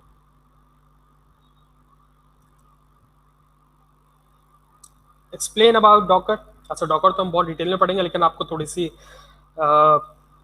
ओवरव्यू बता दूं कि डॉकर हमारे पास कंटेनर टेक्नोलॉजी को यूज़ करता है, जो कि कंटेनर्स असल में आपकी जो वर्चुअल मशीन्स होती हैं उनका एक ऑल्टरनेट है। वर्चुअल मशीन में सबसे बड़ा मसला ये आता था आपके पास कि बहुत ज़्यादा रिसोर्स लेती थी। अगर आपको थोड़ा सा आपको आइडिया है वर्चुअल मशीन का, या जिसको आइडिया है, तो वर्चुअल मशीन का आपके पास जो एक सॉफ्टवेयर आता था, उसमें आप अपनी मशीन के अंदर एक वर्चुअल मशीन एक बनाते थे, मतलब एक मशीन के अंदर एक और मशीन वर्चुअली आप क्रिएट करते थे। वो रिसोर्स बहुत ज़्यादा लेती थी, उसके आपको डेडिकेटेड रैम चाहिए, डेडिकेटेड उसका सीपीयू चाहिए, डेडिकेटेड आपका स्टोरेज चाहिए, बहुत ज़्यादा। अगर वो यूज़ नहीं भी करे तो भी आपको उसके एक रिसोर्स चाहिए। फिर उसका अप टाइम कितना ज़्यादा है, कितनी देर में जाके वो अप होती है, और उसके अंदर फिर आपको वीएम के अंदर फिर आपको एक ओएस अलग इंस्टॉल करना है। तो इसलिए फिर कंटेनर्स आए कि भाई कंटेनर्स क्या होता है, आपको वर्चुअल मशीन की वैसी कोई ज़रूरत नहीं है। आपका जो अभी मैं जैसे फॉर एग्जाम्पल मेरे पास अभी लिनक्स इंस्टॉल हुआ है मेरे पास, जैसे सॉरी मैं आपको भूल गया। तो जिस तरीके से आपके पास इंस्टॉलेशन हुई हुई है, I think I should stop sharing. अच्छा, तो जिस तरीके से आपके पास जो इंस्टॉलेशन हुई हुई है आपके पास, तो उसमें यह है कि आप कंटेनर टेक्नोलॉजी करता है। आपको मेरे पास किसी और डॉकर या किसी और एक्सटर्नल ओएस इंस्टॉल करने की जरूरत नहीं है। आपके पास एक अलग से उसका रन टाइम इंस्टॉल होता है इसी ओएस के ऊपर, जो कि आपका बेस है, होस्ट है। इसके ऊपर एक रन टाइम इंस्टॉलेशन होता है जो कि डॉकर अपने साथ लेके आता है। उसके ऊपर आप अपनी कंटेनर्स को बंडल अप करते हैं, और एक कंटेनर्स को, जिस तरह मैंने आपको बताया ना कि आप अपने जैसे फोल्डर्स को या बहुत सारे डिफरेंट फाइल्स को आप जिप करते हैं, या फिर क्या होता है उसका विनरार करते हैं। तो इसी तरीके से, अब वो जिप और विनरार तो नहीं होता, लेकिन मैं कॉन्सेप्ट बता रहा हूँ। इस तरीके से आप अपनी एप्लीकेशन को एक जगह बंडल अप करते हैं, और वो बंडल पूरा किसी एक जगह पर उठा के उसको वहां से सर्व कर देते हैं। तो ये उसका एक आइडिया होता है।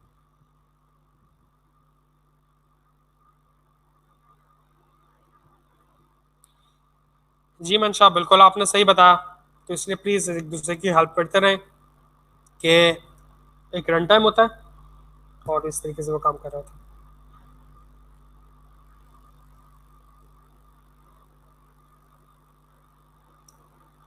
अच्छा, फेसबुक यूज़र, आप सबसे पहले तो आप अपना नाम वेरीफाई कर लें facebook.com/streamyard पे जाके, और ताकि आपका नाम हो जाए, तो कि आपको मुखातिब करने में आसानी हो। Package docker-se is not available but is referred to by another package। आपके सवाल मुझे समझ में नहीं आया, मतलब एग्जैक्टली आपका मसला क्या आ रहा है, कि डॉकर सी आपके पास इंस्टॉल नहीं हुआ है, या किसी और पैकेज की तरफ जो है वो आपको कर रहा है। तो community Docker dash S E का मतलब है सीई, सॉरी सीई का मतलब है कि कम्युनिटी एडिशन। तो आप कम्युनिटी एडिशन डॉकर का आप इंस्टॉल करें। आप इंस्टॉलेशन सही नहीं हुई होगी, या तो फिर इसलिए वो आप किसी और जगह रेफर कर रहा है, किसी और पैकेज को रेफर कर रहा है, या तो फिर आपने जो एंटरप्राइज वाला डॉकर है वो वाला आपने शायद इंस्टॉल कर लिया। अच्छा, तो आप प्लीज़ इसको रिमूव करके डॉकर सी जो है उसकी इंस्टॉलेशन दोबारा से इसको आप कर लें। How to dual boot a system. भाई आप डुअल बूट आप इस तरह से कर सकते हैं। इसका तो सबसे आसान हल ये है कि सबसे पहले तो आप एक काम करें, सेफ साइड होने के लिए एक यूएसबी, कोई मेमोरी कार्ड, किसी में भी अपना जो भी डेटा है वो उठाकर सेव कर लें सबसे पहले तो, ताकि आपके पास सेफ एक करना रहा है, जो कि जो आपकी काम की चीज़ थी वो आपकी फ्लश ना हो जाए। तो इसलिए जो काम की चीज़ें हैं वो सबसे पहले आप अपने पास सेव करके रख लें। और जो लगता है कि आपको कोई मसला नहीं अगर ये उड़ भी जाए, क्योंकि सेफ साइड अव्वल तो कुछ नहीं जाएगा अगर आप सही तरीके से जाएंगे। तो आपके पास फॉर एग्जांपल विंडोज 10 या कोई भी विंडोज चल रही है आपके पास, आप सबसे पहले लिनक्स की वेबसाइट पर, उबुंटू की वेबसाइट पर जाएं। उबुंटू की वेबसाइट पे जाके उसका 18.4 उसका एलटीएस वर्जन है। अभी तो 19.10 चल रहा है, लेकिन वो एलटीएस नहीं है, लेकिन 18.4 उसका एलटीएस है, जो कि लॉन्ग लॉन्ग टर्म सपोर्ट होता है। वो आप आईएसओ डाउनलोड करें, फिर एक अदद सॉफ्टवेयर और इंस्टॉल करें जो कि आपकी यूएसपी को उस लिनक्स की आईएसओ से बर्न कर दे। ठीक है, उसके लिए RUFUS ये सबसे अच्छा सॉफ्टवेयर है।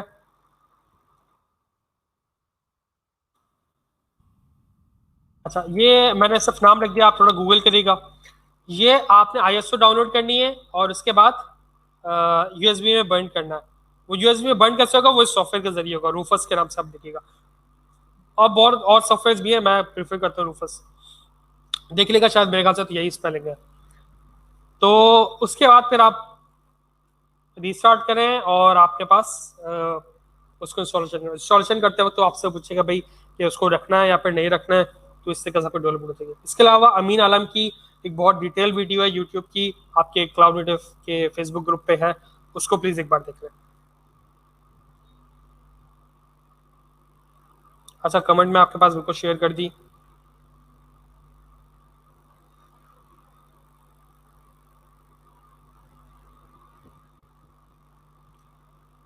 अच्छा, टेलीग्राम पे मैं बिल्कुल अभी कर दूंगा इसको शेयर।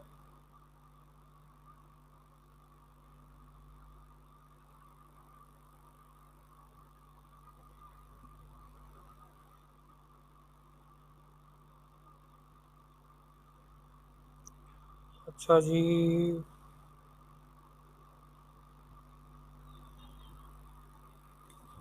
टेलीग्राम का लिंक आप देखें, आपका जो portal dot P I I C dot dot com है शायद, तो वहाँ पे आप जाएं। पोर्टल और पेज से और क्या है, कॉम है, एक कितने सारे डॉट ऑर्ग है। एक तो बहुत सारी चीज़ें होती है इसलिए प्लीज बहुत छोटी छोटी सी चीज़ें भूल जाता हूँ। तो portal dot P I C dot O R G पे आप जाएं। वहाँ पर आप अपने, वहीं पर सारे ग्रुप्स का लिंक है। फेसबुक भी वहीं है, आपके पास टेलीग्राम का लिंक भी आपको मिल जाएगा, फेसबुक पेज भी मिल जाएगा, ऑफिशियल ग्रुप भी मिल जाएगा, और टेक्स्ट बुक्स वगैरह मिल जाएंगे आपको, सारे लिंक्स वहाँ पे मिल जाएंगे। मेन स्क्रीन पे ही है, आप टेलीग्राम पे आप दिख लेगा।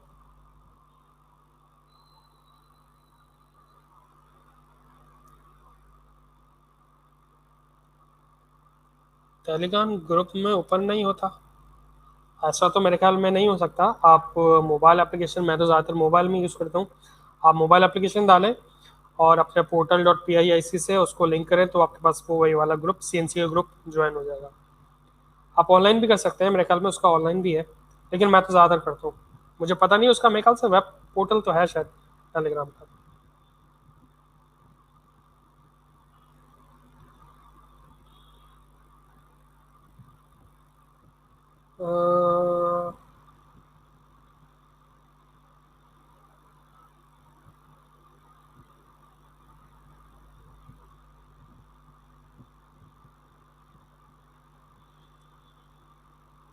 A lot of these what type of questions can Google. भाई आपको जो चीज़ समझ में नहीं आ रहा, आप गूगल करें, इसमें तो आपको कोई मसला नहीं है। अच्छा, गूगल का मैं आपको क्यों कह रहा हूँ, क्योंकि देखिए सबसे बड़े आप टीचर्स आपको, आपके पास हमने तो आपको बहुत सारी चीज़ें दी, आपको आस्क डॉट पी आई सी, उसको जो आपका जो है पोर्टल है वो भी आपको दिया है, वहाँ पे भी आप क्वेश्चंस आप डाल सकते हैं, आप टेलीग्राम पे भी डाल सकते हैं, आप स्लैक पे भी डाल सकते हैं। आप और ज़्यादा आप पढ़ना चाहते हैं तो आप गूगल भी कर सकते हैं, लेकिन पहले आप इन चीज़ों से भी आप गुजर सकते हैं। आप गूगल करना चाहें तो गूगल भी कर सकते हैं। तो भाई सबसे अच्छा टीचर तो गूगल ही है।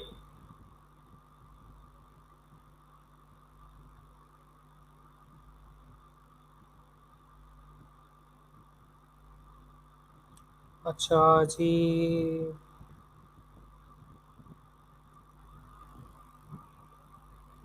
जी बिल्कुल ऐसा ही है। ये मतलब मेरे पास स्क्रॉल हो गया,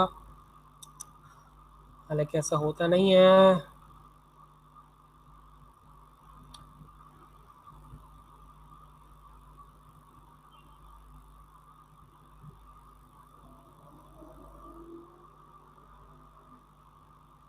अच्छा, मेरे पास स्क्रॉल आपका पता नहीं कहाँ चला गया, मैं कोशिश करता हूँ इसको अगर मुझे मिल जाए।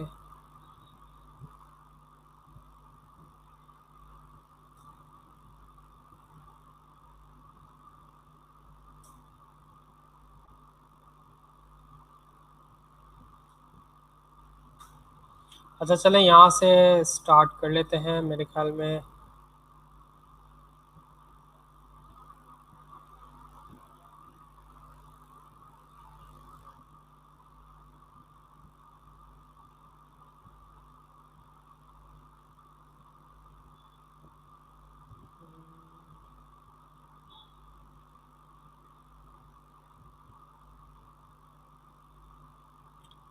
अच्छा, मेरे ख्याल में शायद यहाँ से स्टार्ट करते हैं। सर रिव्यू क्लासेस के कोई फिक्स टाइमिंग और लेंथ रख लें ताकि बिजी, अच्छा बिल्कुल, ये तो हमारी ऑलरेडी फिक्स टाइम और लेंथ तो बिल्कुल है, 2 आवर्स का सेशन होता है। संडे को आमिर पिंगर होते हैं, आई गेस 4 बजे होते हैं, 4 से 6 उनका सेशन होता है। फिर दानिया लगोरी का वेनेसडे को सेशन होता है, 9 से 11 होता है। और फिर मेरा सैटरडे को सेशन होता है 12 से 2। तो ये हमेशा ये फिक्स है। और ये आप बेशक, आपके पास ये टाइमिंग जो है आपके ग्रुप में भी मिल जाएगी। तो ये सारे सेशन जो है वो फिक्स।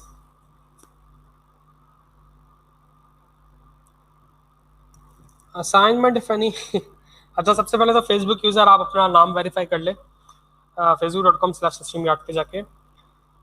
असाइनमेंट में देखें, आपके पास सबसे पहले ये है कि आपकी जो आपने जो थ्योरी पढ़ी है अभी तक, इसमें आप अच्छी तरह समझ, जो छोटी छोटी सी टर्म्स हैं उनको थोड़ा सा और गौर कर लें कि क्या होता है। सिर्फ अभी कहानी सुननी है, टेक्निकल अभी आपको कुछ नहीं करना। आप एक काम करना चाहें, आपको सबसे पहले आप सब लोगों से रिक्वेस्ट है कि लिनक्स का उबुंटू इंस्टॉल कर लें। नेक्स्ट क्लास हम इंशाल्लाह लिनक्स पढ़ेंगे, तो इसको मेक श्योर करें कि इंशाल्लाह सबके पास उबुंटू, आप कोई भी यूज़ कर सकते हैं, लेकिन हम लोग तो ज़्यादा, मैं खुद उबुंटू यूज़र हूँ और सबसे बड़ी सी कम्युनिटी है। और जो आप ऑलरेडी यूज़ कर रहे हैं वो ऑलरेडी यूज़ कर सकते हैं, जो नए यूज़र्स हैं उनको मैं रिकमेंड करूँगा कि उबुंटू यूज़ कर लें।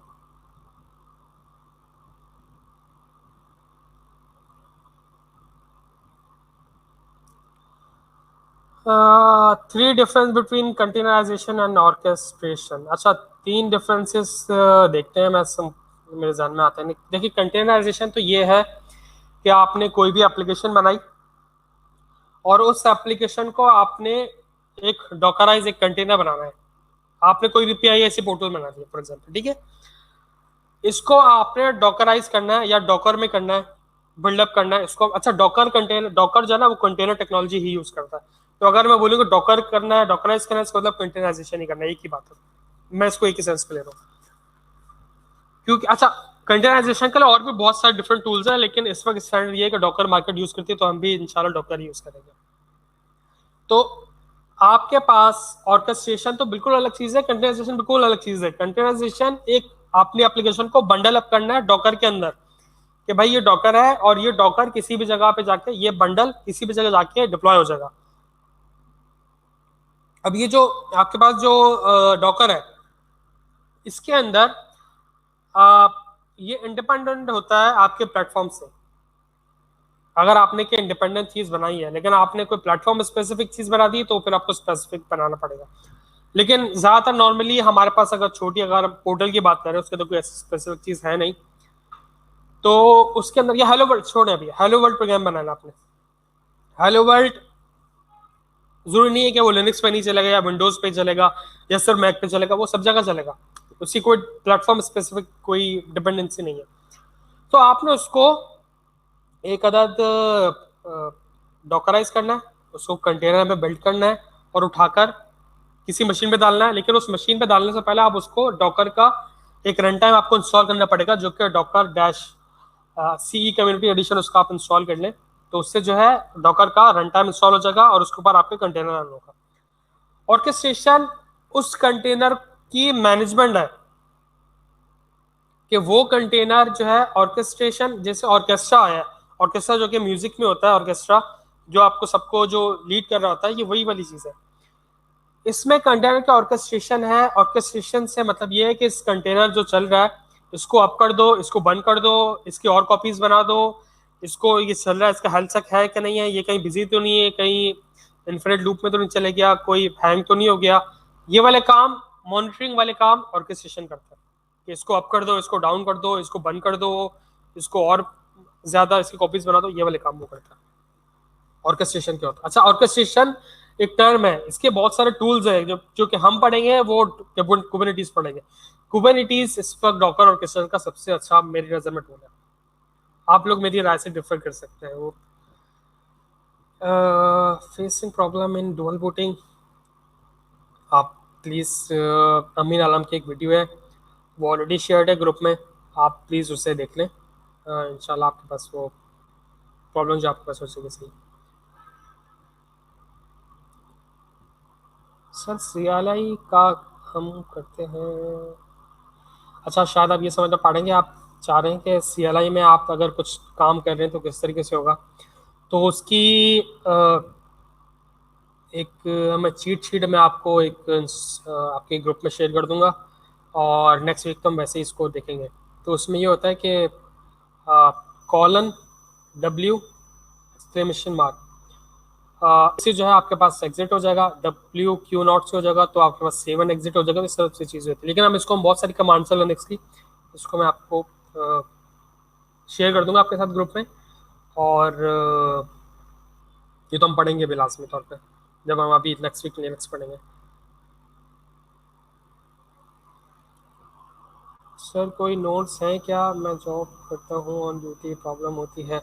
अच्छा देखिए, अब तो लाइव सेशन है, इसमें तो ज़्यादातर जो है लोग बिजी ही हैं, ज़्यादातर प्रोफेशनल्स हैं, किसी और जगह जॉब कर रहे हैं। तो आई डू अंडरस्टैंड कि ऐसा बिल्कुल पॉसिबल है। इसका सबसे अच्छा फ़ायदा ये है कि आपको वीडियोस तो ऑलरेडी आपके पास अवेलेबल है पोर्टल में। आपको बहुत आगे तक की वीडियोस, कुबरनेटिस तक की वीडियो आपके पास अवेलेबल है, जो कि अभी हम बहुत देर में जा पहुंचेंगे।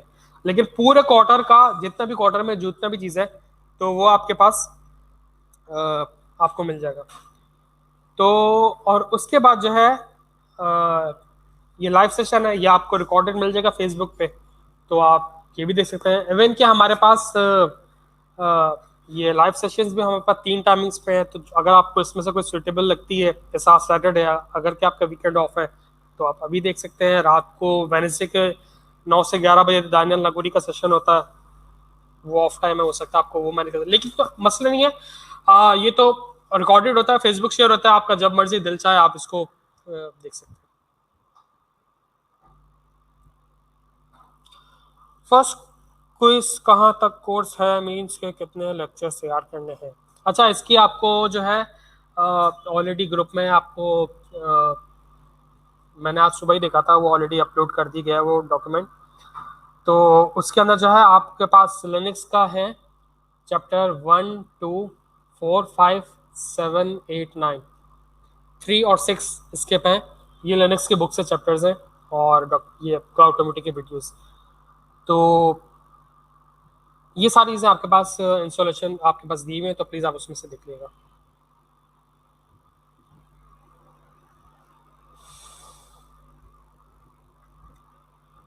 अच्छा प्लीज़ आप अब्दुल मोइस, एक कमेंट में आपका ले चुका हूँ, तो प्लीज़ इस तरीके से मल्टीपल कमेंट्स नहीं करें, बाकी और लोग भी प्लीज़ नहीं करें, वरना फिर लाइन बढ़ जाती है कमेंट्स की और फिर इश्यूज होते हैं।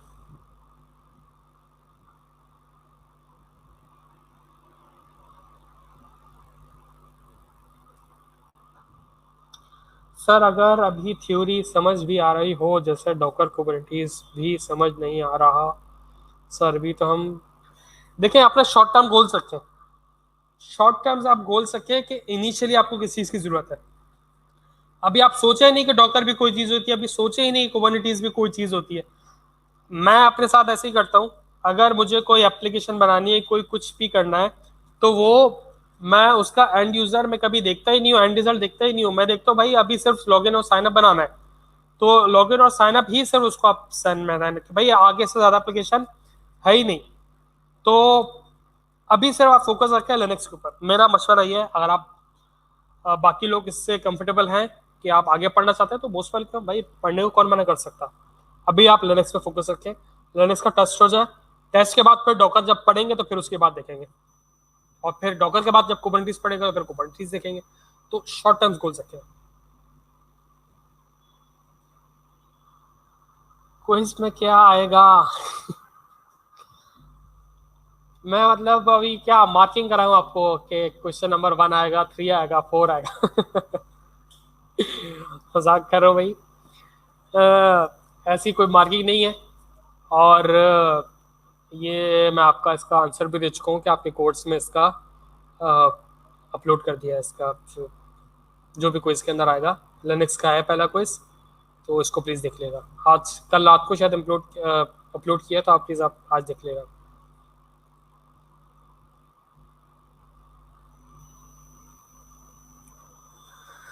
Facing problem in dual booting USB not showing accessing BIOS. आप अपनी देखें, जो आप पोर्ट आप जिस पे पोर्ट पे लगा रहे हैं वो पोर्ट तो ऑफ नहीं है कहीं कि आप यूके यूएसबी को रिकग्नाइज नहीं कर रहे।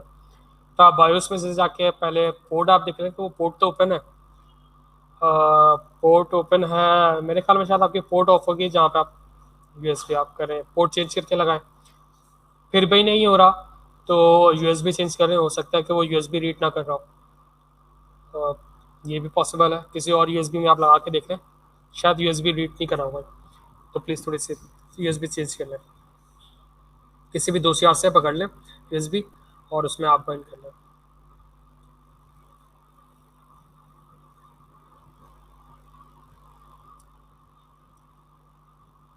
अब्दुल मोइस प्लीज़। बहुत सच्ची, बहुत अच्छी समझ आ रही है। अच्छा जी, thank you so much. Agile, agile वैसे मैं ऑलरेडी आपको बता चुका हूँ। एजाइल भाई ये होता है एक सॉफ्टवेयर डेवलपमेंट की एक मेथोडोलॉजी। कोई आपसे बोले भाई एजाइल क्या होता है, सॉफ्टवेयर आप कोई भी काम करते हैं ना उसका एक प्रोसेस होता है। कोई भी काम करें, अगर आप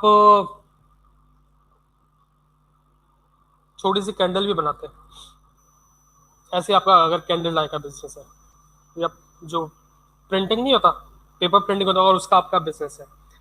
वैसे तो मुझे नहीं पता नहीं है कि प्रिंटिंग में होता क्या, लेकिन मेरे ख्याल में कुछ इसी तरीके से होता होगा कि पहले डिज़ाइन बनता होगा, डिज़ाइन बनने के बाद फिर यूज़र से वेरीफाई कराया जाता है, भाई यही चाहते हो आप, टैक्स इंश्योर नहीं चाहते, ये होता है। फिर उसके बाद उसकी कुछ ना कुछ एक प्लेट वगैरह बनती होगी जिसके ऊपर वो प्रेसिंग होगा, और फिर पेपर वगैरह उसका फिर देखा जाता है भाई ये पेपर चाहिए।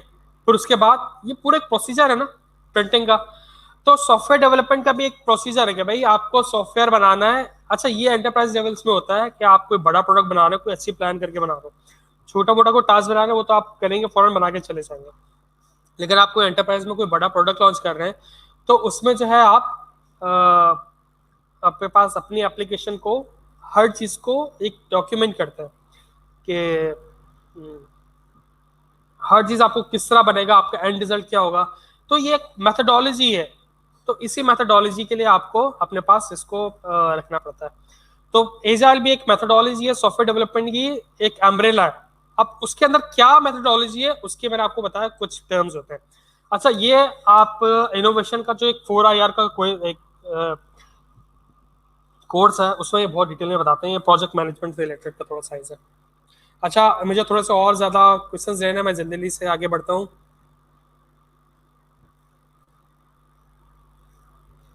गिट के लेक्चर मेरे ख्याल से गिट आपका Q2 के अंदर होगा, तो तभी आपके पास है नहीं, मैं आपको कंफर्म करके बता दूंगा।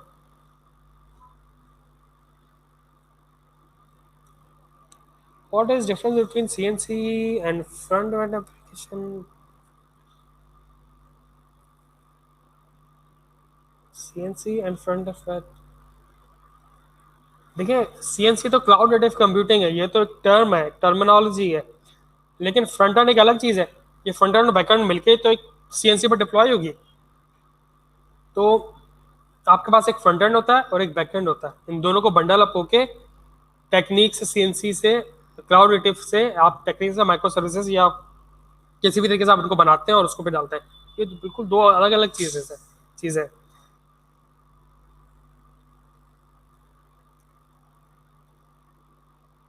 अच्छा, बुक आपको लाजमी पढ़नी पड़ेगी, वीडियोस तो हैं। अच्छा, वो वीडियोस भी आपकी बुक से ही बनी हुई हैं, लेकिन उस पर डिटेल नहीं होती, बहुत छोटी छोटी सी मिस हो जाती है क्योंकि वीडियो का लिमिट होती है।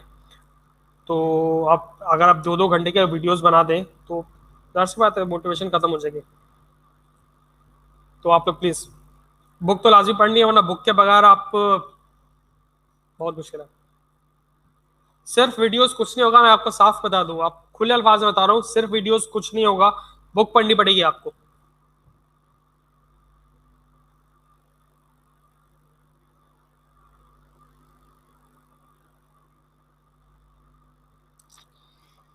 अच्छा जी, अरफा शरीफ, आप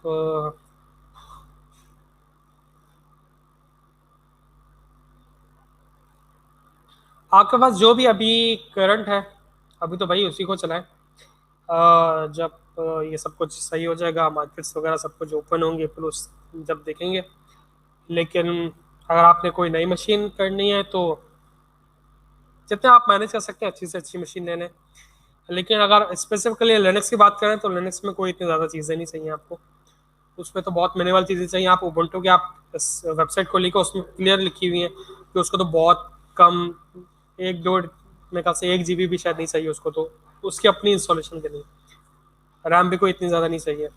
तो इसलिए प्लीज़ इसको ज़रा जो है आप लोग देख लेना। अच्छा जी।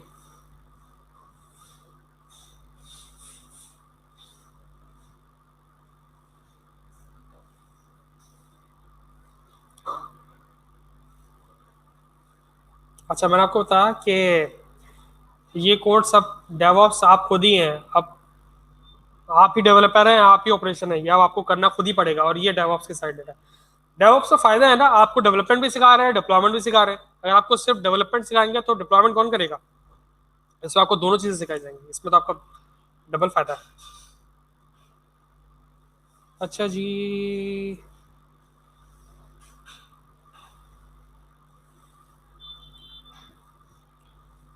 Virtual machines. अच्छा, वर्चुअल मशीन में आपको मैं रिकमेंड नहीं करूँगा, क्योंकि अब आपको आदत होनी चाहिए कि आप इसको आप कर लें। तो प्लीज़ इसको थोड़ा सा मैं रिकमेंड नहीं करूँगा कि आप वर्चुअल मशीन बनाएं, क्योंकि वो बहुत हैवी वेट होते हैं, और फिर कुबरनेटिस रॉकर आगे आपको सारा लिनक्स में करना है। तो मैं रिकमेंड करूँगा आप डुअल बूट करें। हाँ हाँ।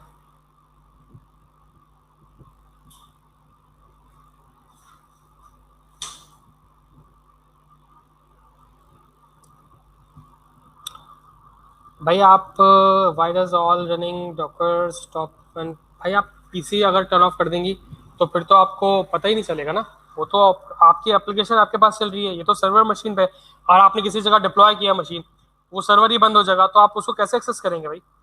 तो इसीलिए तो हम रिमोट रिपोजिटरीज पे जाते हैं कि आपके पास जो भी चीज़ें हैं वो हमेशा चलती रहनी चाहिए, आपके पास डाउन टाइम नहीं आना चाहिए। टर्न ऑफ करेंगे तो वो ऑफ कोर्स आपके पास एक और चीज़ हो सकता है कि आप पीसी चला रहे हैं लेकिन फिर भी आपने उसको एग्जिट किया तो कंटेनर बंद हो गया। उसका एक अलग तरीका है कि आप उसको कंटेनर को एग्जिट करें तो फिर भी चलता रहे, वो एक अलग बात है। पीसी ऑफ करेंगे तो सब बंद, आप उसको एक्सेस से नहीं कर सकते ना आप। मैं ये एग्ज्यूम कर रहा हूँ कि आपने अपने सर्वर के ऊपर, डॉकर के ऊपर पूरी वेबसाइट होस्ट कर दी और एक्सेस कर रहे हैं, बाहर वाले कैसे एक्सेस करेंगे उसको? और उसका टास्क भी टर्मिनेट हो जाता है। Difference between Kubernetes and Docker, भाई डॉकर एक कंटेनराइजेशन टूल है जो कि आपकी एप्लीकेशन को कंटेनराइज करता है, और कुबरनेटिस आपके डॉकर कंटेनर्स को मैनेज करता है।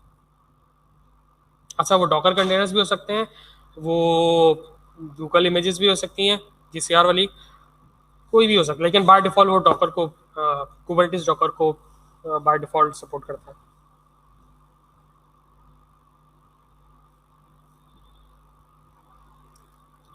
अच्छा, ये मैंने ऑलरेडी आपके पास शेयर कर दिए हैं। अच्छा जी, हमें इस सेशन को एंड करना है, क्योंकि फिर इसके बाद दूसरे सेशंस भी स्केड्यूल होते हैं। तो इसलिए प्लीज़ एग्ज़ाम में भाई बिल्कुल सिर्फ लिनक्स ही आएगा। और ये आप प्लीज़ डॉक्यूमेंट आप देख लें, तो उसी डॉक्यूमेंट में जो कुछ है वही उसी डॉक्यूमेंट में जितनी भी चीज़ें लिखी हैं उसी में आएगा। और एमसीक्यूज बेस्ड होंगे, बिल्कुल एमसीक्यू बेस्ड ही होंगे। जितने भी आपकी चीज़ें तो वो रिटर्न वर्ड नहीं है, लेकिन एमसीक्यूज इतने क्लोज होंगे, शायद ट्विंस भी इतने ज़्यादा आइडेंटिकल नहीं होते। डॉकर के अंदर आपके पास रॉकेट आयो भी होता है, कुबरनेटिस के अलावा आपका डॉकर स्वयं भी होता है, और भी टूल्स हैं। तो ऑल्टरनेट तो है लेकिन मोस्ट वाइडली आई है। अच्छा, वो जो आपका टेस्ट का डॉक्यूमेंट है वो प्लीज़ आप ऑलरेडी अपलोड है। अच्छा जी, बहुत अच्छा लगा, आप लोगों के साथ मज़ा आया एक वर्चुअली। अच्छा, ये एक अजीब सा एक्सपीरियंस होता है कि ह्यूमन इंटरेक्शन नहीं होता, और फिजिकली मतलब आप डिलीवर नहीं कर पाते, लेकिन इंशाल्लाह ये जल्द ही ये सब सिचुएशन भी ख़त्म हो गया और हम वापस ऑन साइट क्लासेस में आएंगे। हमें इस सेशन को एंड करना है, और जो आपके क्वेश्चंस हैं वो हम अ, बाद में इसको आपको लेते हैं। ठीक है जी, ओके जी, थैंक यू सो मच, और आप लोग दुआ में याद रखिएगा। थैंक यू सो मच, अल्लाह हाफ़िज़।